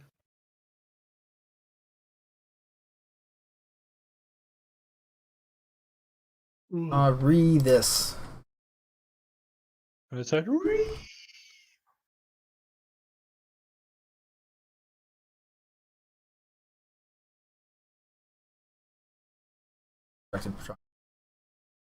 Yes to chicken and waffle, says Rumford. Alright, so you got one guy with chicken. Lies. Oh, it's right there. Lies. I'll show you lies. But yeah, pretty much Disney's completely like they're showing their true colors here. I think this is almost like how it's like a It's like a self-documented case of how they treat others, despite we already know how they treat others through their actions. We've seen how they treat others, but now they're showing you through words how they treat others. Well, Still pretty fucking despicable, but that's what I love about this is that you have these organizations that have proven time after time. I mean, just look at Hollywood as in a nutshell. Especially like I remember when the Harvey Weinstein thing came out, yeah. and that it was proven. And I think did he go to jail for that? I honestly have no idea because I kind of stopped following. know it I was stopped early following days. after a while, you know. But it's like I remember hearing that you had all of these other people who had worked with him who were going, "Oh yeah, these accusations are absolutely true. I've seen him do stuff like this," and I'm like, "Why It was did you do normalized. anything about it?" Like, You have people remember? who are talking You know what? They've been decades making back jokes. They've been were making jokes seen. about it for decades. Do you remember Toy Story Yeah. 2? They have a freaking casting couch scene in the bloopers, which was, granted, it was hilarious, but it implies Even that they knew still. then. It's like there's nothing new about it. It's just that they're finally doing action and finally holding these and it's like asswipes accountable. And these same people who looked past this, who turned the other way, who never said shit, knowing openly that this kind of shit was going on to young actors and actresses coming into the industry. And yet these are the same guys and gals who We're want gonna preach to you, yeah. and lecture morality to us when they knew about this shit. When they don't have any morality it was a themselves. running joke for them. The one, that it was a joke for them, but two, that it was a running joke for them. And just what? You know what's funny? You Seriously. ever watch the TV show The Saint, starring Roger Moore, before he became Nope. James Bond? It's actually a Nope. really good show for anyone who likes that kind of. It's almost like Magnum PI before Magnum PI. He plays Simon Templar, in The Saints. He's like a private dick. Magnum PI, have you ever seen? What was the one? It was in the same like venue as Magnum PI, same like era, and it was about a bunch of firefighters. I vaguely you know know what what you're I'm talking talking about. about, I vaguely know what you're talking about. It I was don't like- remember what it was like- called. I remember their call sign was like Rampart 451 or something, but I don't remember the freaking. Was it just called Emergency? Maybe? That's gonna I mean, bug there me. were so many good shows that back then. Like that was yeah. like a really golden era right there of television. I think. My sister will still sometimes watch some of that stuff. She's like 3 years older than me, so. But it's like. Oh, I still watch not to Magnum get- PI and stuff. And I was just recently. Well, I mean, even though the world, it's we societally and technologically and shit have moved on, but it's still interesting to see the stories they're telling. Yeah, because they're telling good stories. Now Also- that being said, this was oh geez, probably just like a couple of months ago. I was in Alaska earlier this year. Right, how was that, by the way? You were on vacation there, right? Good. Honestly, it was not as cold as I thought it would be. It was between like the high 40s to low 70s. Okay.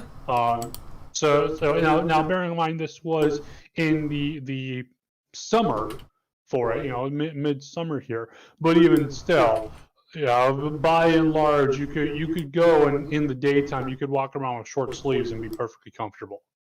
By and large, if the wind started picking up, okay, and if it's a little bit of a toy day, you might want a coat. But anyway, at one point, staying in a hotel during one of the days I was there, and there was an episode of MacGyver, and I only bring this up because now this is an OG MacGyver, Right, like the original. good stuff, yeah. But during this episode, you essentially had I wasn't paying too much attention to it, but you essentially had this one cop. His daughter had run away and had gotten involved with like this drug dealer kind of guy, and she also became a prostitute as well with this guy's kind of urging, and and of course MacGyver's like investigating this whole situation going on.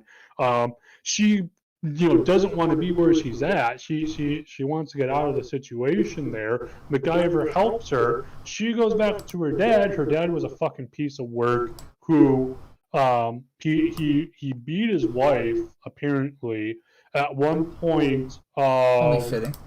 I think it was like they were all in the car, and either his wife or his daughter was driving, and due to the abuses he was putting on his wife, they ended up in a car crash. Like the driver got distracted, and again I forgot who it was specifically, but the driver got distracted. They were in a car crash. The mom dies.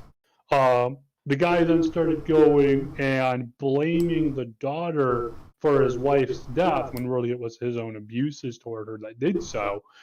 Later on toward the episode, MacGyver's like trying to get him to reconcile here, because he's like, look, you guys need to go and work past your differences here. Now she needs a father. You don't want to lose your only daughter here, right? Y'all need to shape up. The guy was getting angry. He slaps her in the middle of the police station, and to the point where it showed like a little trickle of blood like running down her lip. And then like she runs out of the police station, MacGyver following. And yet there was no one kind of going, hey, by the way, you just hit your daughter. 2, you just assaulted a minor in front of everyone else here. It was long rambling to tie it all in here. It was just interesting seeing that. Nowadays it's like, hey, well, someone did that, they pretty much be on the ground in cuffs immediately, especially if you try doing that in a police officer, in a police station here. It's like, hey, look, you just assaulted a minor. It doesn't even matter if it's your kid or not. You don't do that. Yep. But MacGyver was made in what, the fucking 80s? Yeah, early 80s too. So, I mean, so it is nice to see that some societal standards have changed. Just maybe they're changing in really weird ways now. I don't know. It's not that now they're deforming, like maybe that's the proper way. Like nowadays we see things deforming Or versus regressing. changing. What was that? Or regressing. Right. It's either digressing or deforming to a state where I'm like, it's not. Either way, it's not good. And the reason why I brought up The Saint is because one of the episodes recently was so. In universe, like, okay, they want to make a movie based on the character, on the main character, like in the show. And so he essentially, they have like almost like a Harvey Weinstein equivalent. Okay. And he shows up, and it turns out there's an actual murder like on the set, and so he and at first, as a practical joke, like one of the writers framed the Saint, thinking, oh, it'd be funny, but then later it turns out, there's an actual murder and it went awry. The practical joke went too far, type thing. But it was all good. He was cleared, and so then the Saint starts to look out, like goes out to solve the mystery, like, okay, who actually did it, and it turned out to be his girlfriend in that episode. Because in that episode, his girlfriend was the sister of an actress who was constantly talked about throughout the episode. Like this beautiful young actress who had such high hopes and was so full of life and everything, until she met this producer who, like, just all these horrific stories would then ensue. To the point where you learned from this actress's ex-boyfriend, who hated the producer for stealing her away from him. Essentially, like he says, like, one day she just took like 4 dozen sleeping tablets. I don't know why. Maybe he was depressed. Like he's trying to think why. Aside from just like pressures of actress and stuff like that. And then the sister finally reveals, I was getting letters from her every day until the letter stopped. And the last letter or something said she was pregnant with the producer's child, so she killed herself. Ooh. And like this was in this show, The Saint. This is going back in the 60s. Yeah. It was also a British show, but like still, we're talking, this is a long time ago. The British? Indeed. How dare they? So I just thought that was worth mentioning. It's just because it was very well written. Honestly don't even remember the freaking name of the episode. I can check real quick actually. Let me actually go do that. The episode was season 2. Assuming Amazon wants to load. Starring the Saints. The episode's literally called Starring the Saint. Season 2, episode 2. So if you guys, it's on Amazon Prime Video. There are commercials, so just warning. But it is a really good watch. I recommend it. Also, if you have Magnum PI, that's also a good watch. I have all of Magnum PI on DVD because of that freaking show. Did you watch The Sunrise? Well, it's a controversial episode in Magnum PI where essentially a old friend from Nam, because obviously this show took place 1982 to 1989, I think. Was Magnum? I think it started 81 or 82. So obviously the whole premise is Magnum, Thomas Magnum, and his friends TC and Rick are all, coming back from Nam, and they're living in Hawaii. Like that's the premise. Rick does some shady stuff. TC's a helicopter pilot, and Magnum is a PI. And one of the episodes, and I think it was like season 2, they have an old buddy of theirs from Nam comes, and it's like I'm being watched. What's face?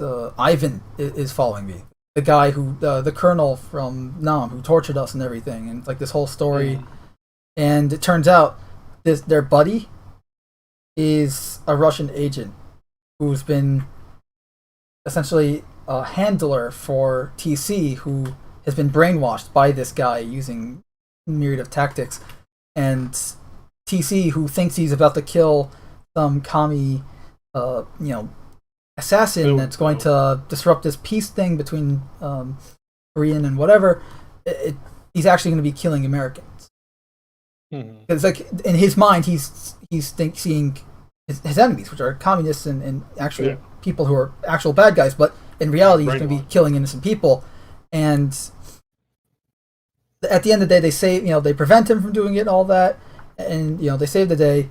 But at the end, Ivan, the colonel, he gets away. Like he's fine. No repercussions there. And Thomas confronts him, with a gun, and he goes, I held you in captivity for months. I know you're not going to kill me. You're too good. I know your morality and all that. You're weak, right? And then Magnum goes, but at the end, the camera, cuts away, right? Like, okay, Magnum doesn't shoot him, right? Then you hear a gunshot. Bang. Yeah. And it's just great. Like, you see the birds fly. Like, it's just... It was really good writing. Honestly, Magnum, you'd think, it's it was an 80s TV show, it was formulaic, and it was kid-friendly. No, Magnum was pretty fucking dark, and it was awesome. Yeah. One of the season 8 or 7 episodes had Frank Sinatra guest star as a ex-NYPD officer who is looking for his granddaughter, who was not only kidnapped, but freaking raped. It's some pretty fucked up shit. Yeah, they go into really dark territory in Magnum, but they do it in a really...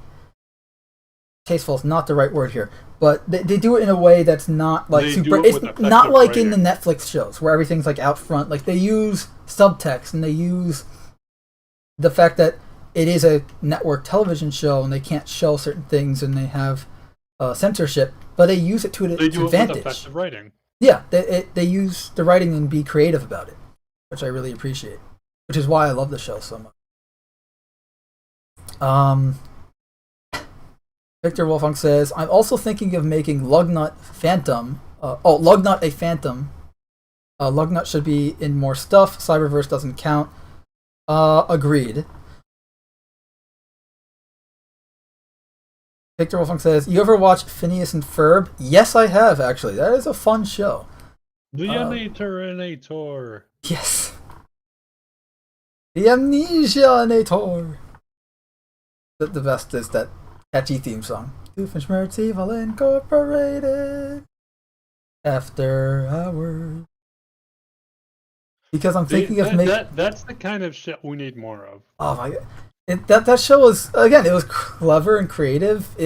What I love about it is it's one of those shows that, you know, you can watch with, like, a parent can watch with their child and not be like, oh, this is like a children's cartoon, I can't stand this type of stuff. Yeah. Like, no, it's just as amusing for an adult as it is a kid. And the songs aren't too bad either. Like when they actually do singing, song and dance stuff. Which is honestly surprising. Yeah. Seriously, the writing on that show is actually underrated. No, they did a good job. They did a good job. Perry the Platypus. You're not. You can't attack me, Perry the Platypus. You're trapped by social convention. We're in a fine dining car. You can't make a scene. and he sits back down. Yep. You remember the one where he traps Perry in a pile of tangled up wires? Not really. That was the trap. The trap was tangled up wires. It was like arbitrary wires, like, you know, TV cables and stuff, but it was all tangled up, and Perry was now trapped in it. There was the flypaper one. The boot trap. Fly? Perry the Platypus' main theme song. But anyway, Victor says, because I'm thinking of making a Doofatron and Perry the Maximal. If you've ever watched that show, that concept makes no sense. I get it. It'd be funny. Do you get it? Do you really? So instead of saying maximize, Perry would just do that weird, like, chirp thing that he does. I don't know. Yeah, right. Like, there's no point even trying. No. Yeah.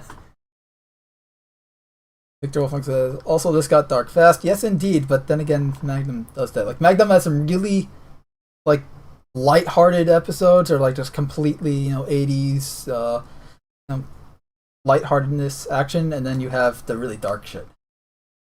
Like, the show, I'm not going to say the show's all over the place, 'cause it's not all over the place in a messy sense. It has range, I guess. Describe it. It says, there was a canceled book where, what if Peter Parker was drafted into the Vietnam War? It was meant to be called Spider-Nom. Yeah, sure. There are some really weird what ifs. I was explaining to someone the other day some of the what if concept. There's a what if Kraven killed Spider-Man during Kraven's last hunt. That one gets dark. I'm not going to spoil that because I highly recommend you read it. It's actually good. But, you know, you obviously got some stuff like, honestly, a lot of the what ifs are they're very nihilistic. Because they're supposed to be like, hey, this is what if, whereas the mainstream stuff wasn't nihilistic at the time. Nowadays, everything's nihilistic, and... Hooray! I mean, should we really be saying hooray to that? Hooray! There you go. By the way, I apologize for the Magnum PI tangent, but that was a good show. First of all, how dare you? Second of all, How dare I? How dare you? cheeky bleaky. Decent Fair was also a good show, as was well, the accent cracked through there, didn't it? You know, Phineas Ferb was a good show. Obviously, Saints is a good show.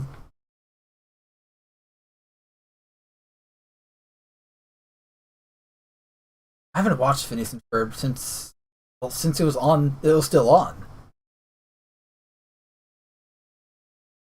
Victor Wolfgang says the PS4 game is getting a sequel, and Kraven and Venom are the main bad guys. First of all, Kraven is K-R-A, but yes, E-N-E. Anyway, yeah, we're gonna cover that probably. Well, not today, honestly, unless you want to Should we? I mean, we're live. Unless it's 9:20. Do you want to close it out? No, Yeah. I'd say call it. So, links for all the topics we discussed and some topics we didn't discuss are in the description below. You know, you can read those. You can do your research on some of the stuff we talked about. It was really awesome to see the chat so active and full of really insightful comments. Like, seriously, I hope that YouTube kept them because, well, you know, even if they didn't, they appeared on the screen during the stream. Like right now when Victor says Miles and Peter fight together. Yes, I saw the footage. I saw the Wolverine trailer as well. We'll probably cover that in a separate.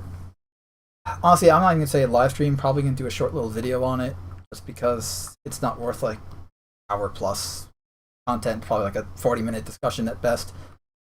But yeah, so I hope you guys.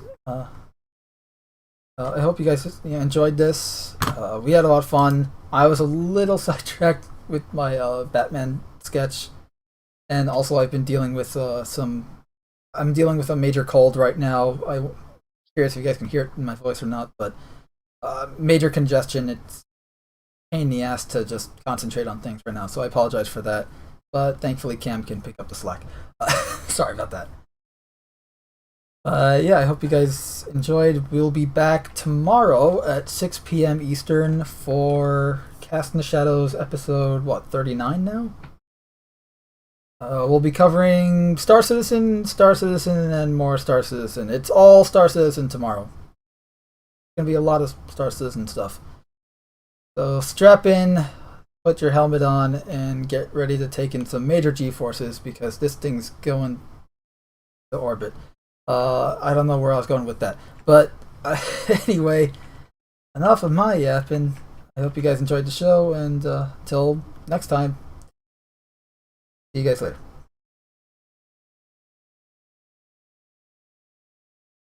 Also, buy our merch.